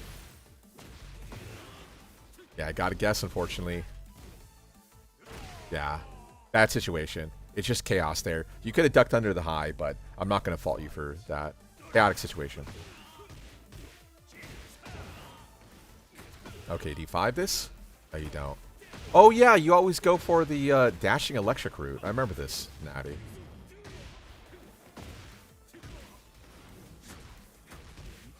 Hey. Oh, he went for the kill. I respect that. Yeah, that used to be 15. It's 14 in this game. I respect the kill attempt though. Oh, he tried to break the wall. Unfortunate. I would say if you're going to force some sort of grounded position, either hard commit down forward 2 or go for like down forward 3. Something effectively meat hitting down back 4.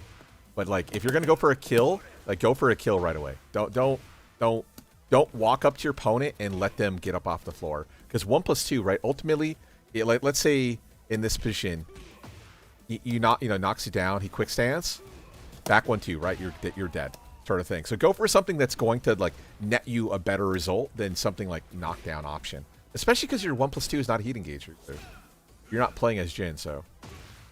Wow, damage 4 is crazy. Hey, yeah. Same idea. Approaching tool, maybe a solo down forward 4 sort of option. Okay, don't get caught up. Don't get caught up. See, that's what happens. You start forcing a meta, you don't punish things, and chaos consumes. Careful. Bad combo. I don't like the guy's line. He could have short viewed. Also, down 2. The challenge is crazy, man. This guy's asking to die.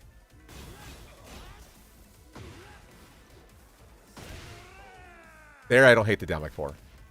You were trolling against this guy? Okay. Frame data knowledge? Okay, no problem. Okay, let's go further then. You versus Miss Lesbian here. Nice name. Get ready for the next battle. First 2 matches were... Yeah, that's fair. Yeah, that's something that like people don't understand. I played against someone here in NorCal, and they're like, they went into NorCal chat. Who's this guy? Like, he's trolling or something like that. It's like, bro, first to 1. Like, you leave after 1 game. I'm not warmed up, bro. I hate that. Okay. Yeah, there was some value in popping meter there, but I respect that. Okay, nice hit. Kill him. Yeah, maybe immediate down forward 1, down forward 2. Like, just go right for a kill. You don't have to go for hard shit all the time, right? So this is just one of those like general notes. Oops. I didn't hold down forward. Oh, TGF. Second person we've seen do that today. Yeah, like down forward 4. Yeah, I'm not a fan of like the mirror 2 here attempt. I think that's misplaced. Yeah, and did down 2 kind of churn steal idea. It's fake shit. 5. Weird short kiss distance, yeah. Yeah. Makes sense to go for the bow 3. Both were heat dash cancel line for sure. Bow 2 rock. Crazy. I'm not a fan of the combo. I'll say it once, I'll say it a million times. If you're going to duck, yeah, just commit. Like, if you're going to hard kit, commit duck, and you have TP on 13, that's only minus 12. Yeah, just full send it. Even if they can, like, wall splat you, right, with a back 1-4 for wall splat, who gives a shit? Like, if you're going to duck, kill him. Kill him. Just fucking kill him. Every time, just kill him.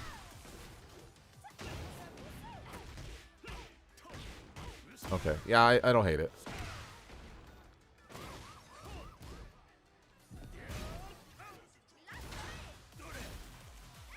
Aye. Nice combo by them. Yeah, not a fan of like the boa 3 or boa 4 there. Okay, 5 and kill him. Good. Oh, 94 damage, dude. What the fuck? Kazuya's tight. Wow.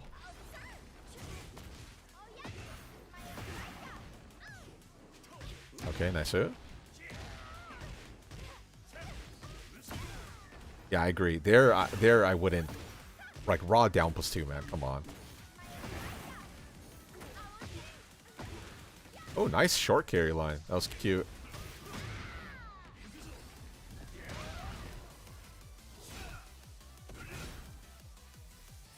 Woo. Yeah, what's crazy about her heat smash, it doesn't, like, actually crush. So she actually has one of the less effective kind of heat smashes. Nice stuff. Yeah, you're kind of getting caught in that situation where it's like a lot of the things that Kazuya wants to go for are on the slower end, right? So deep sidestep and down forward 1 on 15, right? You're not really risking or risk versus reward in your favor where down forward 1, 2 or something like that will go like heavily in your benefit. It's probably better to commit in that spot. Okay, every single boa transitions minus 13 on block.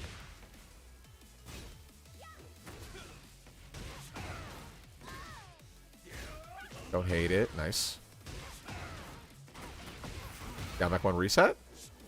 Oh, okay. Taste for blood. I'm not a huge fan of it, but it's okay there, I suppose.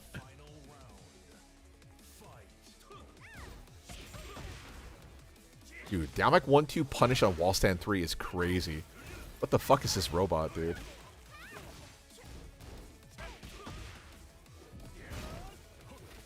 Okay, Stonehead. Eater pop, 100%. Eater pop, 100%. Remember, chaotic situation and follow pressure. All we're looking for. Take away chaos and lead to a next touch kill. Right, your opponent is at like 45, 4-4-2, heat dash cancel. This is kind of why I say it during the videos.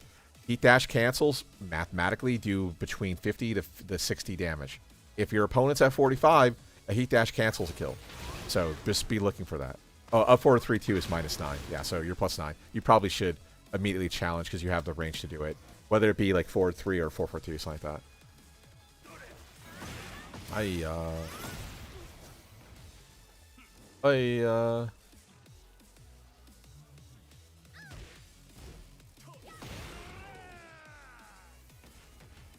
Yeah, I would say at that range, anticipate down 3 specifically. Because a lot of Miary Zoos are going to do an approach to like running 2-1. The problem is running 2-1 is a high, right? Double high option. So that forces them to use 4-4-3. Now, they could use a long-range tool like down 2, for instance. But same thing, down 2 is like slower enough that you can react to the overhead speed of the down 2. So at that range, the only thing they're really threatening is down 3, which then would be -14 in TP, right? So I would say don't be afraid to duck and or try to get off the wall in that position. Also, sometimes just swing for the fences. That works too. Okay.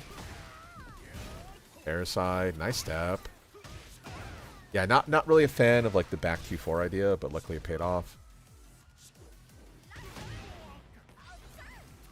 Oi. Having a strong, or sorry, the down 4 counter launcher is so good. Miary is a pretty good character who's just not properly respected for all the tools she has. It's just that she's more of a beginner friendly. Okay, same thing. Post strong aerial off the sights of 4. Probably want to go for 5. Set up a kill. You don't have to immediately, pop your option, but some sort of like running Oki, something like that. There's a lot of things you can go for that's really forwarded to you from the strength of an option like strong aerial tailspin. Or sorry, heat burst. Right, and again, next touch to kill. Right, there's no pairing, there's no sabakis, no nothing like that. I was going brass. Aye! Yeah. Running 2-1 at the mirror one. Wow. It's a minus 13 standing, so it's not horrible, I suppose. Nice challenge. Okay, we take those.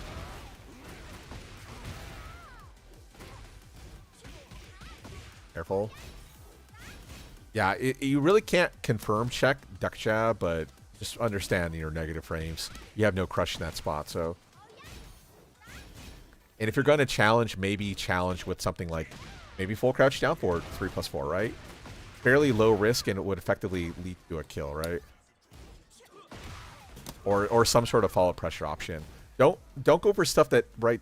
I've said this every now and then. Don't go for stuff that doesn't work, period. If your opponent's going to like casually mash out at a typical frame and you don't have anything to crush them, right? Don't hit that button. If it doesn't work against 90% of players, don't do it, period. Yeah, I'm a little under the weather, but I'm okay. You're homesick though? You're on travel? Yeah, wall stand 1-4 again. Yeah, down 4-4 is completely safe on block. Oh, surprised they didn't go full route with the 4 option, right? Is right? Okay, we're too far from the wall, but they should have saw that as a potential kill line. Okay, a little bit late on the punish. At least you see it, though. Yeah, you can duck under it. The tricky part with the 1-1-2 or whatever is that it's a double hit. So you technically have to hold down. A lot of her like snake attack, same thing, are active for multiple frames. So you have to continue to stay crouched. Oh, he didn't heat dash cancel that.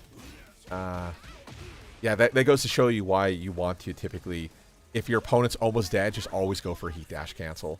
Right? If it hits them, you win. If it doesn't hit them, well, instead of you being like -7 or -6, you're at now +5. So anytime they're almost dead, just go for the kill. For sure, go for the kill. You don't want to like regret it after the fact, sort of thing. Let's go ahead and jump further. You said Kazuya and okay. Training probably. Let's look at your final match versus Miary. Get ready for the next battle. Yeah, I mean, that definitely sounds reductive, and I don't want it to sound that way. It's mostly, I mean, for this guy too. It's just sometimes you just have to, kill your opponent. Just go for the dub, sort of thing.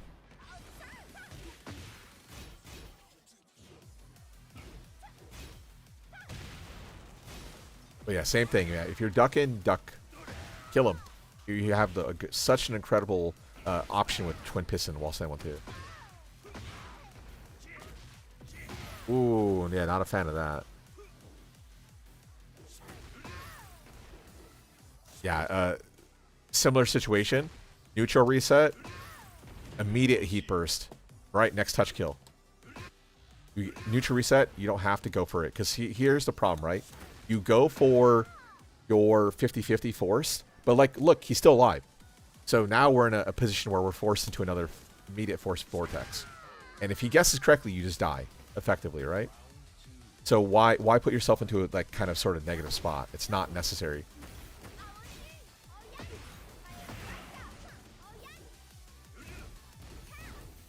Yep.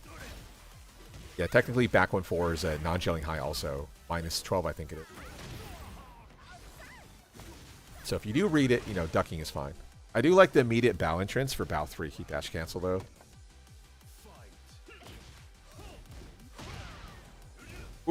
Yeah, it's hard to hit the dashing electric. Kill him. Okay. Okay. Okay. Yeah, you didn't have to pop meter here. So okay, I'll give the caveat here. Why is it not super good to pop meter here? So 2 trains of thought. So the first train of thought is one of the values of heat engager and heat burst stuff like that is recoverable gauge, right? So we have recoverable gauge, and that means if we're starting to fall behind, we have the possibility to come back. So rather than us having 200 health, in the grand scheme of things, we'll have like 220 to 240, something like that. The really big issue though is post option, right? The post down pro 3+4. We're playing a character who, remember how I said, like, you know, heat bursts or heat smashes do 50 damage to like 60 damage, right? Well, unfortunately, the caveat being that it doesn't work that way with low heat smashes. So low heat smashes do 40. So the issue here is you can't actually threaten low heat smash because it won't kill the opponent, period. Sort of thing. So instead, you have to go into some sort of vortex option right away.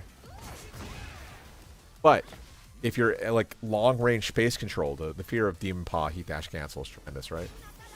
Yeah, nice duck. Kill him. Okay. But every other character, for sure you should do it. Going back to what I talked about earlier, when we caught the Hell Sweep into neutral reset, that's one of those, okay, yeah, I know the next Hell Sweep is not a kill, so I'm going to pop meter to set up a kill, right? Sort of thing.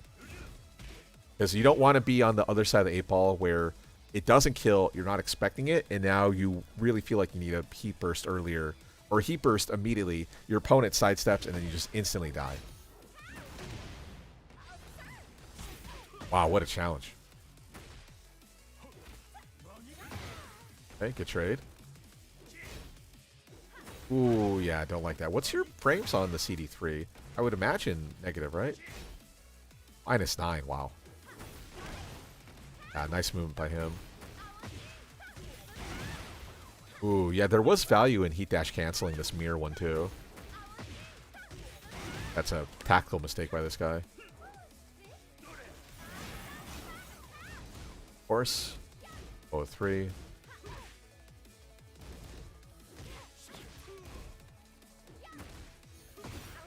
Wow, full root. Nice. Good space for him. Oh, yeah, for sure. So that goes even back to what we're talking about at like the beginning of this, you know, viewer match review, right? Is a lot of these situations are chaotic because you guys allow the situations to be chaotic, sort of thing, right?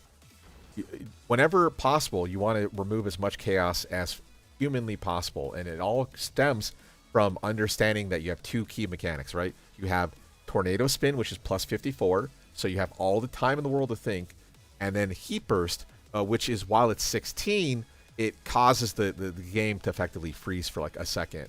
Before then, you're left at like plus 37 or whatever it is, right? So if you're able to remove chaos and get into a mindset where like your mind is kind of clear and okay, you'll be in a good spot. The worst thing you can do is be feeling good, something doesn't go your way, and all of a sudden you start losing mentally because something didn't go your way. But at the same time, if you just did that early heat burst, if you did a slightly different combo, something more consistent or something less risky, you would be in an okay spot. And it's easier to shrug off little mistakes than it is to shrug off like massive mistakes, right? Sort of thing. But controlling the situation is so important. Because ultimately, this is what happens in tournament. You play someone in tournament you've never played before. They do something you've never expected or have so not gotten used to that you just start to crack. It happens all the time. Ooh. Okay, yeah. Ooh. See, like that's another chaotic situation right there. Like full sending it, like praying it's going to work. Like that shouldn't be on your repertoire. Especially when like you have rage art, your opponent doesn't, right? Wow. Okay, I lost track of time. Natty.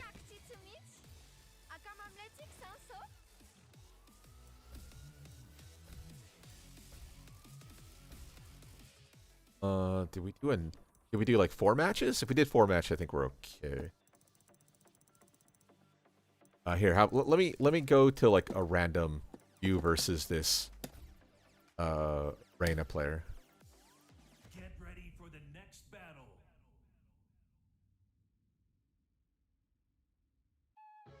Okay, so with the Kazuya, similar to what I talked about last time, like the last viewer review, I would tend to stay away from strong aerial into.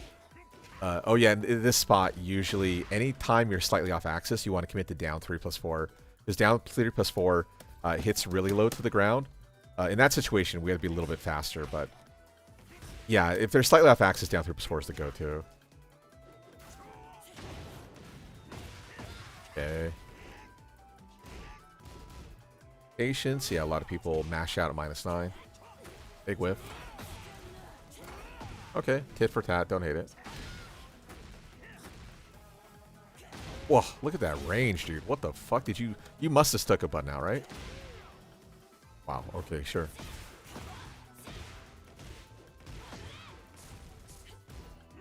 Hey. Same thing. If you're going to duck, commit.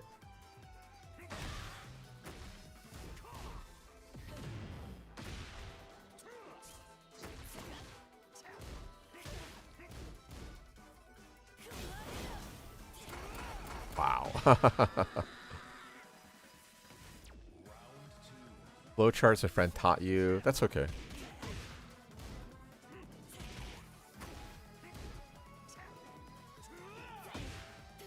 Nice whip punish. Okay. Oh. Yeah, that's... So, going back to what I talked about earlier, so for the Reina player here, the wall splat is so valuable, and then heat afterwards.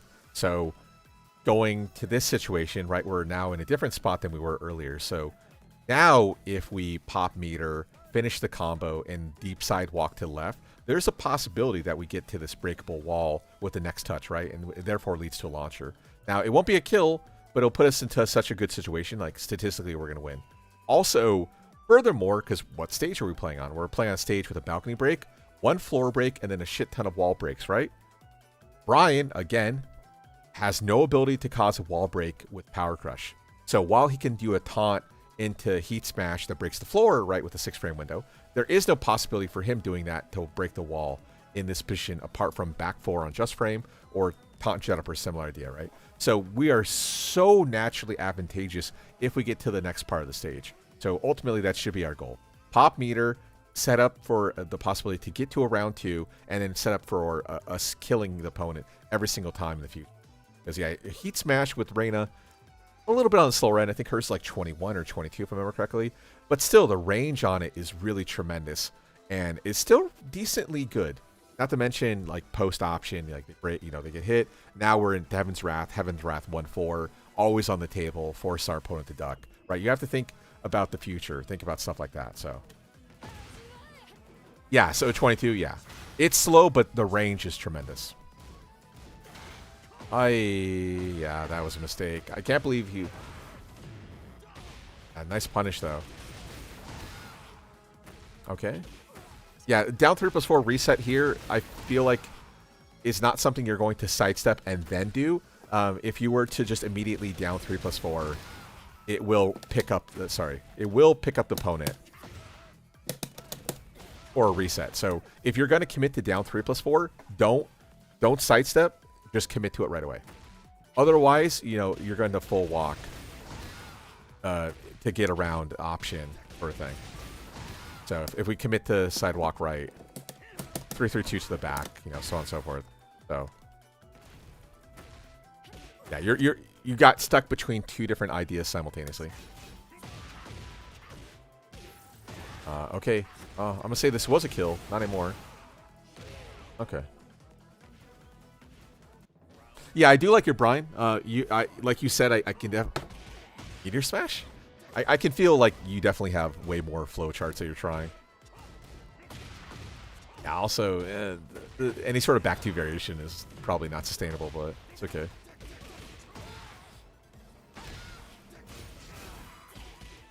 Wow. The 2-2 Raw is crazy, by the way, against Brian. This matchup in general is actually so in Brian's favor that as a Reina player, you have to be like cognizant of all that shit. You're not allowed to do any of that. Okay, so getting back to Kazuya. Yeah, I don't like you dashing up to 0 on a wake-up position and not applying any sort of immediate force 50-50. But again, going back to what I said earlier, you have to like hit a button. If you're going to challenge, but you're playing from behind, you need to play like with the understanding. Like for instance, you have steel pedal, right? I mentioned that. You have advancing steel pedal 4-4. Like that's where 4-4 comes to play, sort of thing, right? But don't dash the 0. Wait for your opponent to take their turn for a free attempt, right? Wake up 3 and wake up 4. Completely safe in this game. It'd be different if you're playing Tekken 7 or Tekken Tech 2, where you can launch punish them. But in this game especially, don't play to that, to your opponent's strength in that position. Like that's just a losing recipe. Down forward 3 meta, it's okay mixing up between down forward 3-1 and down forward 3-2. Don't go full route ever, like period. Mixing up the pressure is okay.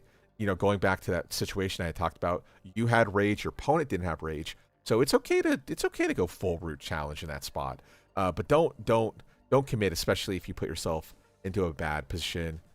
Don't forget about basic stuff: down back forward, down forward 2, down back 4, hell sweep, sort of things like that.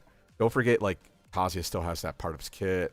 Down back 1 punishment, I think, is also pretty crucial. Maybe work on like parasite pressure, post option, sort of stuff. Neutral knockdown into immediate meter pop, I think, is also super important. Because yeah, that does lead to a kill where you have both down back 1-2, which right OTG option. You have 4-2, demon paw, heat dash cancel, sort of stuff. It's really crucial. Let's see here. Yeah, I wouldn't mind to see more back 4, more down forward 2s. You're eventually gonna have to take inherent risk, but at the same time, if you never represent them, right, your opponent's literally gonna walk around you nonstop. Yeah, heat burst combo extensions. We talked about that. That was the very like first minute of your match footage. Let's see here. Probably something else major I'm missing. Yeah, dropping pressure is no bueno. Oh yeah, SAT into electric. I would still like you to go for something else, or get so consistent with it that you're not going to drop it. But we only had seen it once, and you tried it at least twice. There was something else I'm missing. I was going to say, but I forgot what I was going to talk about now. Down back 3, down back 4. Oh yeah, full crouch down forward 3+4. I mean, Parasite nowadays kind of fits the CD 3+4 mold, but CD 3+4 is still applicable in certain parts. Yeah, so talking about Keisuke loves crouch dash 3+4, so pick that up. Wall stand 3 is really good. Yeah, that's a really crucial homing tool. Same thing, like you didn't represent like really much homing properties, just the occasional down forward 2 for counter fishing store stuff. Yeah, your electrics have gotten cleaner. I definitely noticed that. Your punishment's definitely better, so props to that. Yeah, I'd also say don't forget about small punishment. You don't always have to go for flash punch sort of stuff. Back 1-2, 1-2-2, so on and so forth. I think it's also pretty crucial. Okay. Deji versus Anna. There was one other thing I was going to talk about. I cannot remember what I was going to say, unfortunately. So my apologies. If I think of it, I'll put it in the comments. But yeah, today is the Super Bowl, so I doubt I'll think of it at there. Oh, my friends. Okay, Anna versus... Well, back 2 opener is crazy. We can go for 1 meta. Dash up back 3. Don't hate it. Okay, more movement. Okay, take the slight negative for a slide. A little bit risky. I think wall stand 3 would probably pick you up there. Find an issue. Yeah, I think during the match I had good advice, so I'd look at the matches rather than just the review at the very end. Okay, what do we go for? Face down, yeah. Okay, good challenge. Is that a kill? No. Oh. I don't hate it. I think representing slide is a really crucial part of like any sort of meta, so I think that's okay. right? Just because you're losing doesn't mean you stop going stupid shit, right? Especially because, like, you do stupid shit when you're losing, you do stupid shit when you're winning, too. Harder to become to predict. Okay. Wow, he gave up his turn completely. It's flash. Yeah, you fuzzied it. I can't hate it. Nothing wrong with the fuzzy duck off the 1-2-3, 1-2-4. Or down for meta sort of thing. Yeah, obviously a launcher would be better, but a fuzzy punish 2-3 plus 10 at the sneak is fine. Yeah, so fuzzying options for people who don't really understand is basically evading both options simultaneously, and then you get a smaller punish. Certain characters have better punishments. For instance, here, instead of going for 2-3, Deji could flash duck and into jet upper, basically back forward 2, which is a 13 framer, but technically it would be 15 in this context. But still, the flash into fuzzy 2-3 is fine. It becomes really frustrating for your opponent to deal with these fuzzies. It really does psychological damage to keep getting fuzzied. So I respect it. Oh, full root here. Okay, Hikachi duck in. Down for 1-2-3. Careful, careful. Okay. Good patience. Yeah, late punish. Only issue I have here is so post heat engager, she's -5. So in theory, she should be able to deep step you. Although there, I got clipped. So maybe she can't deep step. Okay, she just stepped the other way. Just careful with that. It's the only kind of issue I have. You representing earlier down forward 3 is okay, right? Because you have homing tool. But still.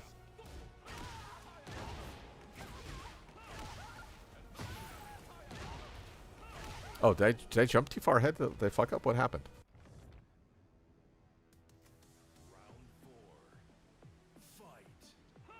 Okay, you have a floor breaking throw. Let's go. There it is. Wow. Oh yeah, I remember what is now a natty. If you're going to duck, commit. Right? Again, you have TP. You're only -12. Just duck and launch. Just do it. Who cares? Certain matchups you might get killed, but who cares? Like 90% of the matchups you're not gonna get killed. Just do it. Okay. I can't believe down forward 1 missed. Yeah, diagonal wall, I think maybe in this context, down forward 3. That way, if he tries to sidestep, right, we get the wall splat. But, okay.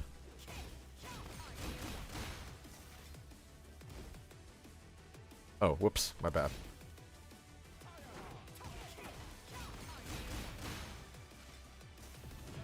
Yeah. Patience. Was he there, though? Okay, he caught him. Counter hit. Back 3? 4-4, okay. Are you going to heat dash cancel this? No, you're not. Okay. Nice, good bait. Yeah, I knew he was in Rage Art too. Good shit.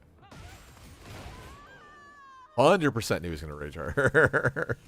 Yeah, that's the benefit of, you know, dashing to your opponent's face and letting them hang themselves. Nice.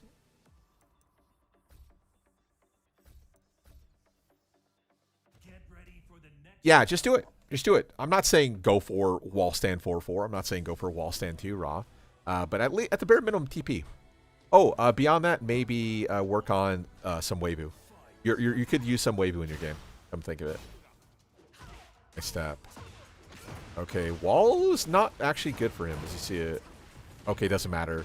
The Tom line is so fucking strong. It doesn't matter. Nice duck. Bad punish. Full root. I like that. Yeah, like good adaptation by him going for down 4-1-2-3. Oh, really? No immediate pleasure 1. Huh? That's a mistake. Inner pop. Okay. Nice combo. Yes, red light destruction. Beautiful. Careful. Ooh, scary stuff. Okay, you knew that was coming though. Nice here. Yeah, don't remember, just because something doesn't go your way like that, don't stop doing it. Okay, don't hate it. I think down 4-4 is probably better. The issue I have here is like challenging the 4 is that tip range down 4-1 probably cleanly whiffs. Whereas down 4-4 will always have the tracking. Now granted, down 4-4 on 14 is too slow, but if they go for anything, right, you'll still win. Like I said, the down 4-1, the only issue I have is just the the range on it. Nice movement. Beautiful. Okay, what do you get on of a 3+4? Are you plus 14 or something? Okay, is wall stand 3/3 guaranteed? Oh no, you're full standing. Or is it nothing guaranteed? It looks like maybe that's a G, although maybe animation wise. Ah, fuck. Fuck this. I hate how you can't like take control anytime. That one for sure, back 3, right? Would guarantee Damic T1. Oh, you did Damic 3 though, or Damic 4.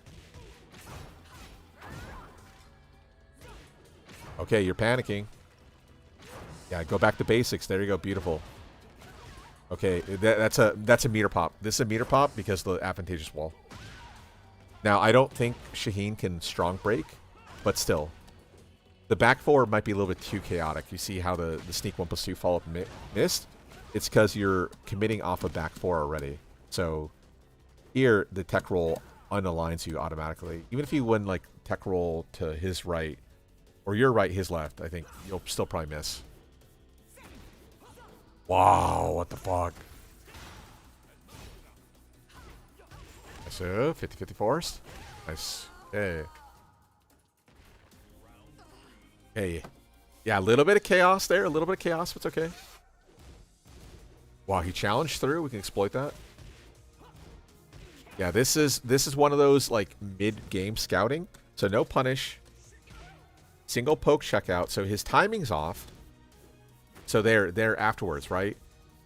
Single poke, now we're plus 10.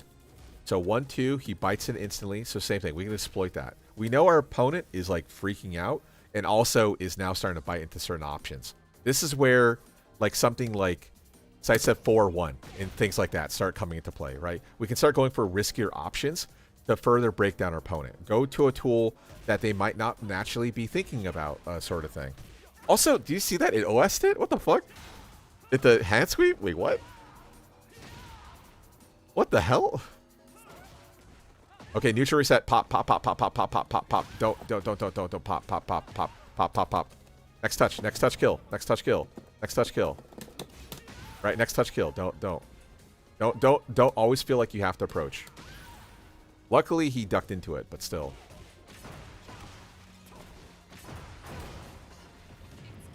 Yeah, because he's playing like a trapped animal, right? A caged animal. So he's going to be hitting buttons. So we can exploit that. Wow. Okay. It's a kill. Not too close. If he was a little bit further, it would be cool.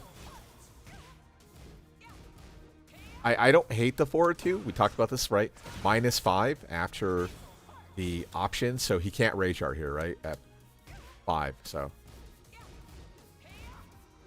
Oh. Wow. Aged animal. I have a feeling that the next game is going to be a blowout. Because, yeah, he is playing very, very poorly. Oh, no, it's going to be a blowout the other way. So, I guess he must have took enough time. Get ready for the next battle. Lose this one. But, yeah, you're definitely in the driver's seat against this guy.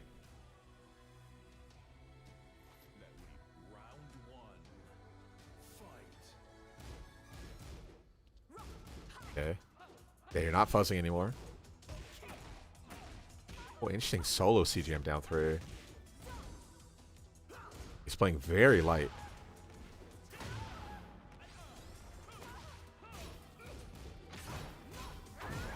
Yeah, I would also like to see you duck more often against the Tom options.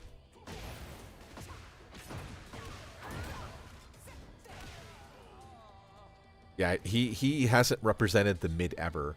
The only kind of question I have is if he goes mid, would you punish him for it, right? At -14.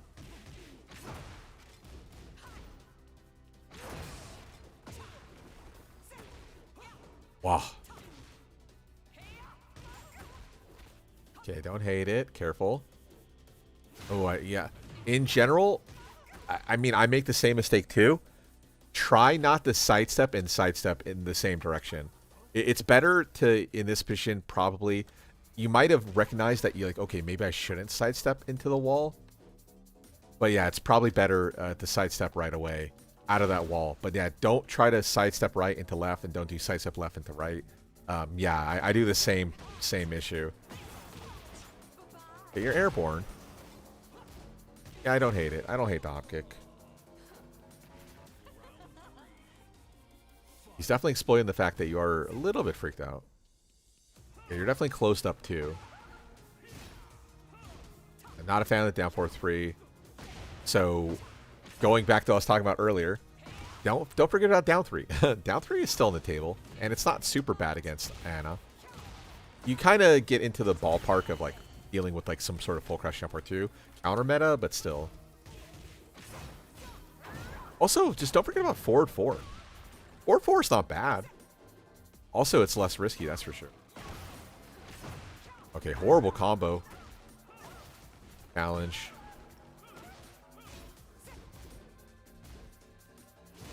Okay. Good patience. Oh, big back 2, actually. Down 3? Down back 4? No, sneak 4. Nice low parry. You weren't airborne yet. That sucks. Bad combo. Okay, you're just too close up. I mean, I'm in the Bay Area, so I don't want to root for the Seahawks, but yeah, I think the Seahawks are going to win it. Sort of thing. If it was like Tom Brady and his, you know, and his Patriots, I'd be like, oh yeah, you know, I've never bet against Brady, but nah. I hate to say it, but yeah, Seahawks.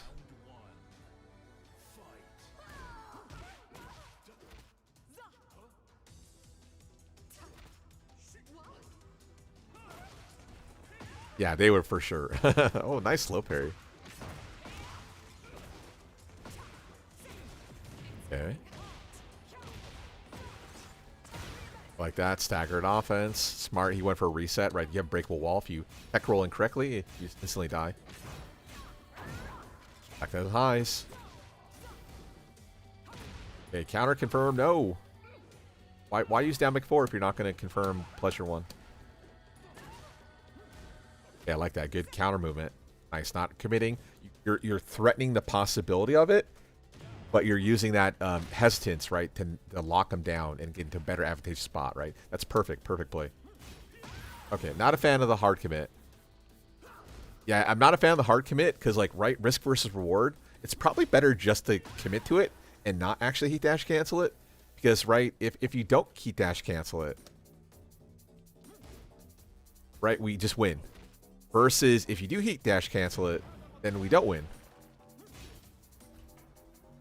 Ah, fuck. I hate that shit.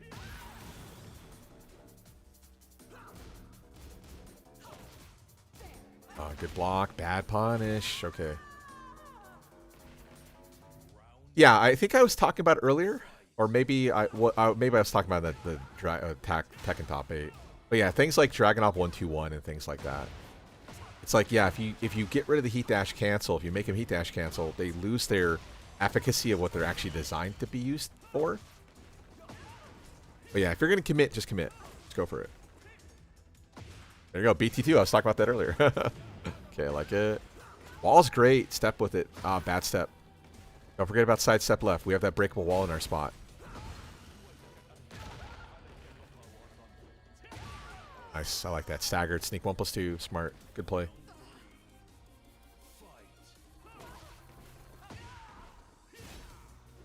Careful with the run too every time. Ooh. Clean step. I still say don't forget about down 3, down 4 though. Okay, hard commits. Yeah, don't mash. Smart. Nice wall send too.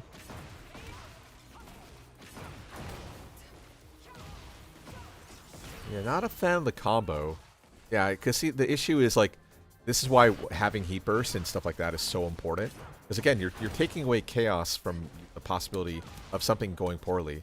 Like for instance, I would imagine, I think up 4-3 is strong aerial. Can you up 4-3 into heat burst?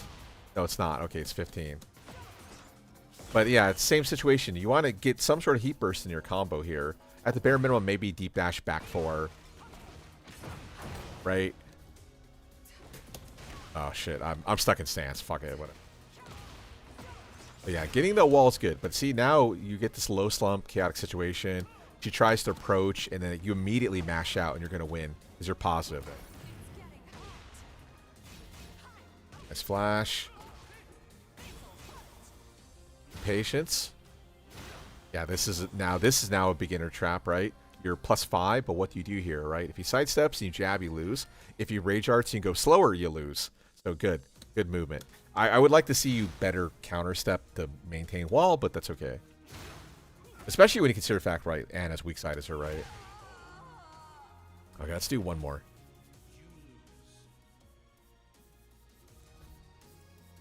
Grab time. About time.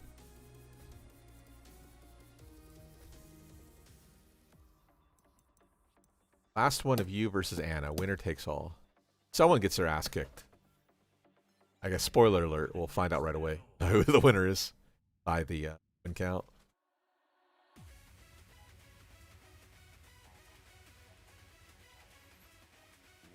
Okay, you take this one. Nice. Okay, different meta right away. I respect that.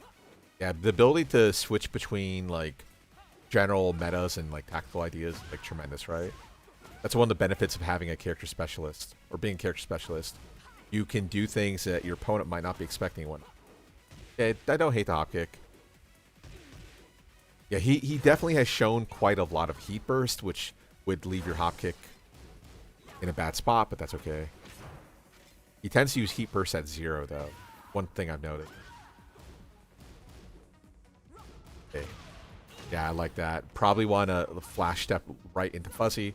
That way, if he goes for the 3, the low, you have wall stand 3/3 on deck. Wow.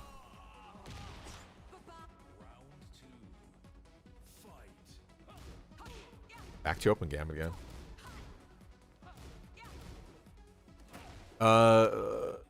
Small thing of note. So anytime you have like this big pushback, like a 1-2-4, you don't always want to flash, like dash up into 0 before initiating. Sometimes you want to mix up sidestep or backdash. But because there's no neutral guard in this game, this would be something like Tekken 7, like dash up into 0 and do nothing. But in T8, not so much. Be careful with that. But yeah, mixing up how you approach is like really, really important, right? For instance, like we have this thing we can, kind of, what's the word I'm looking for? Exploit, where he will, once you're at like range 2, oftentimes what this guy will do, he's going to use 4-4-2 against you on approach. So if you go for like backdash here, right? Backdash into duck, like I bet you like 90% of the time, this guy's going to go for like 4-4-2. But like mixing up your timing and like how you get up, how you backdash, stuff like that, and trying to stay more fluid is like really, really important, right? Backdash, if he hits a button, okay, now we backdash the launch, backdash, hop kick, whatever. But oftentimes this guy will go for 4-4-2 in those spots because he doesn't really know what he should do, so he kind of goes to a flowchart state. But yeah, same thing against Brian. You know, getting up off the floor is super important. Don't always do the same thing, getting off the floor. That way the Brian opponent is harder for them to predict what you're going to do. So just do something different every time. It seems like it would be difficult. It's not that bad. Okay, nice punish. Damn, dude. Hello, what the fuck? Lockdown, careful. Yeah, size up 1+2. Wait, you're +3. Yeah, careful. That rage art's on the deck, and he has a lot of health, so you can definitely rage art. Oh, I like that. He wanted the transition, though. Fucked up. Yeah, the idea was to go into... I can't remember what the stance is. The 3 option, right? Then he could hit confirm off counter hit into CGM 2-1 heat dash cancel. So here in this setup, off the wall. That was the idea, but he fucked up the input. Yeah, there. See, he didn't transition to stance. He fucked up. I think maybe Harada's finger camera switch. Oh, fuck. Let's jump ahead, man.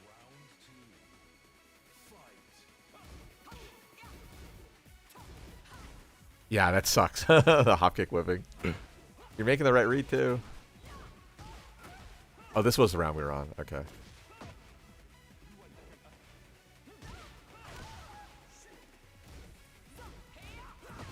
Yeah, nice punish, man.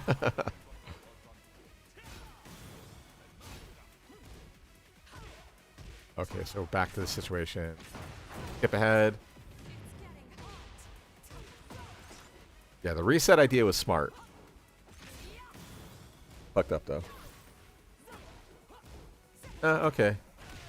I don't hate the hop kick. I also don't like it though, because oftentimes right down McFour looking for a pleasure time one. So that will naturally beat your hop kick. Nice step. Beautiful, man. He's way overcommitting at plus 12 or minus 12.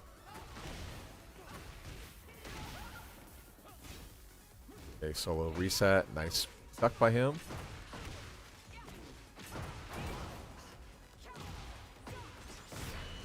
I would like to see him go for a purple, though. At that low hit on the combo, or that many hits, it's better probably to take the dot.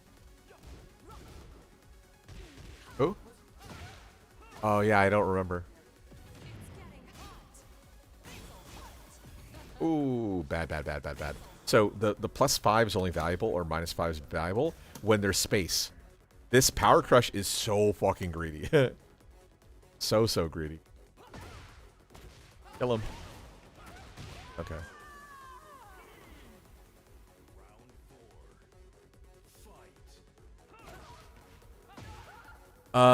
Yeah, so in that context, yeah, I meant when you're dashing to range 0, yeah.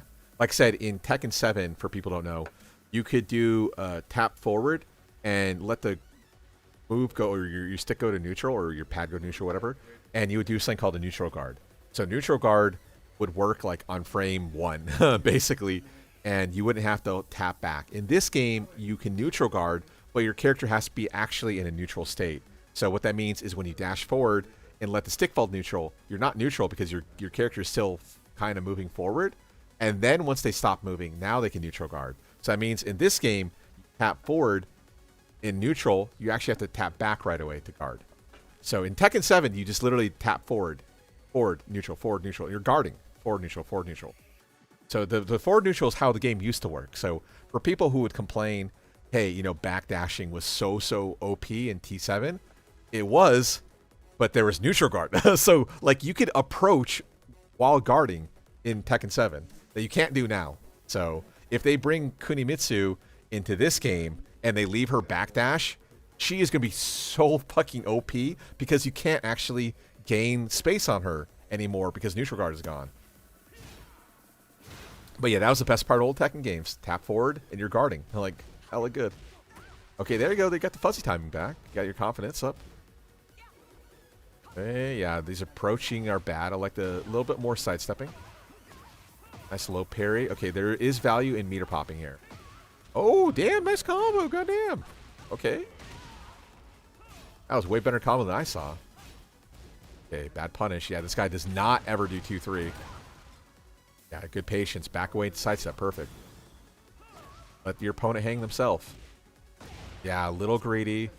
Interesting. Oh, yeah, that is her strong side, isn't it? Yeah, you have to sidewalk to the left. If you sidewalk to the left, you would have escaped it. But her hand sweep fully tracks that way. Okay, good patience. Yeah, mixing it up. I like it. And there you go. Big up 4-3 keep out. Or kind of lockdown, rather. Okay. Back to... Ooh, 4-3 plus 4. Nice. Ooh, there's a pop-off round. Oh, hello. Oh, you're dead. Wow. That's a Tekken round there. Good shit. Okay, Deji.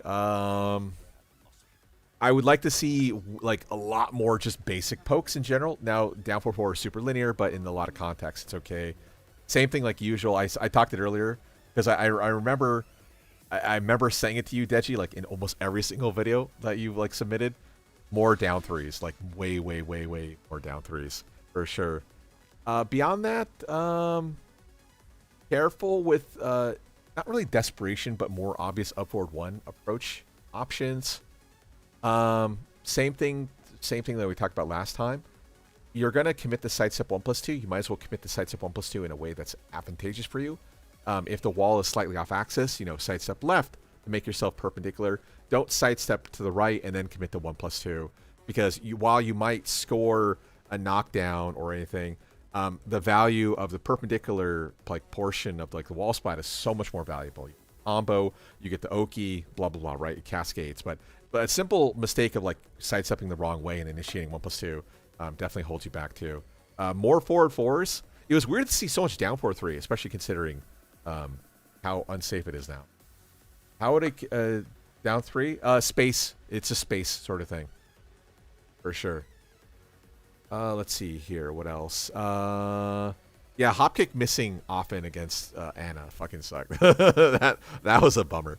But hey, you know, at least you rolled the punches. Like I talked about earlier, if you're gonna full send down back 2-1, if you're in an advantageous spot where like down back 2-1 launcher, yeah, don't heat dash cancel it. Yeah, like I said, more 4-4s. Down 2 is not super valuable, I guess, with this character, but down 2 is okay as a mid poke. Maybe a few more back 1s. You did do a lot of like meaty hitting back 3 timings, which is good. But back 1, right, heat dash cancel launcher. So don't forget about back 1. Back 2 open gambits are crazy, but it seemed to work out for you. Yeah, we talked about it. If you're ever slightly plus, don't forget like 4-1 is on the table. I'm not saying do it all the time, but in situations where your opponent is more likely to mash out. Oh, thanks Astro for the membership. But in those situations, like, don't forget you have that as a counter hit fishing tool. It is I-13 in this game and not I-11, but still, it's not bad to mix it up every now and then, you know, to throw your opponent off. So Shaheen is the character, I'm pretty sure, with the fewest moves in the game, right? He is technically lower than Claudio, or if he's not, he's very close to Claudio.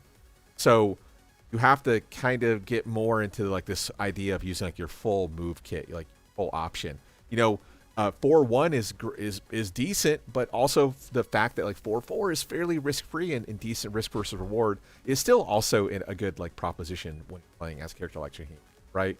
So, okay, so he does have the fewest moves. Okay, yeah, I'm right there. Okay. But yeah, so yeah, you have a lot of these moves and tools at your disposal that you could still dip into. This goes again to the other god, you know, Shaheen player as well, sort of thing. So yeah, you have a lot of these options.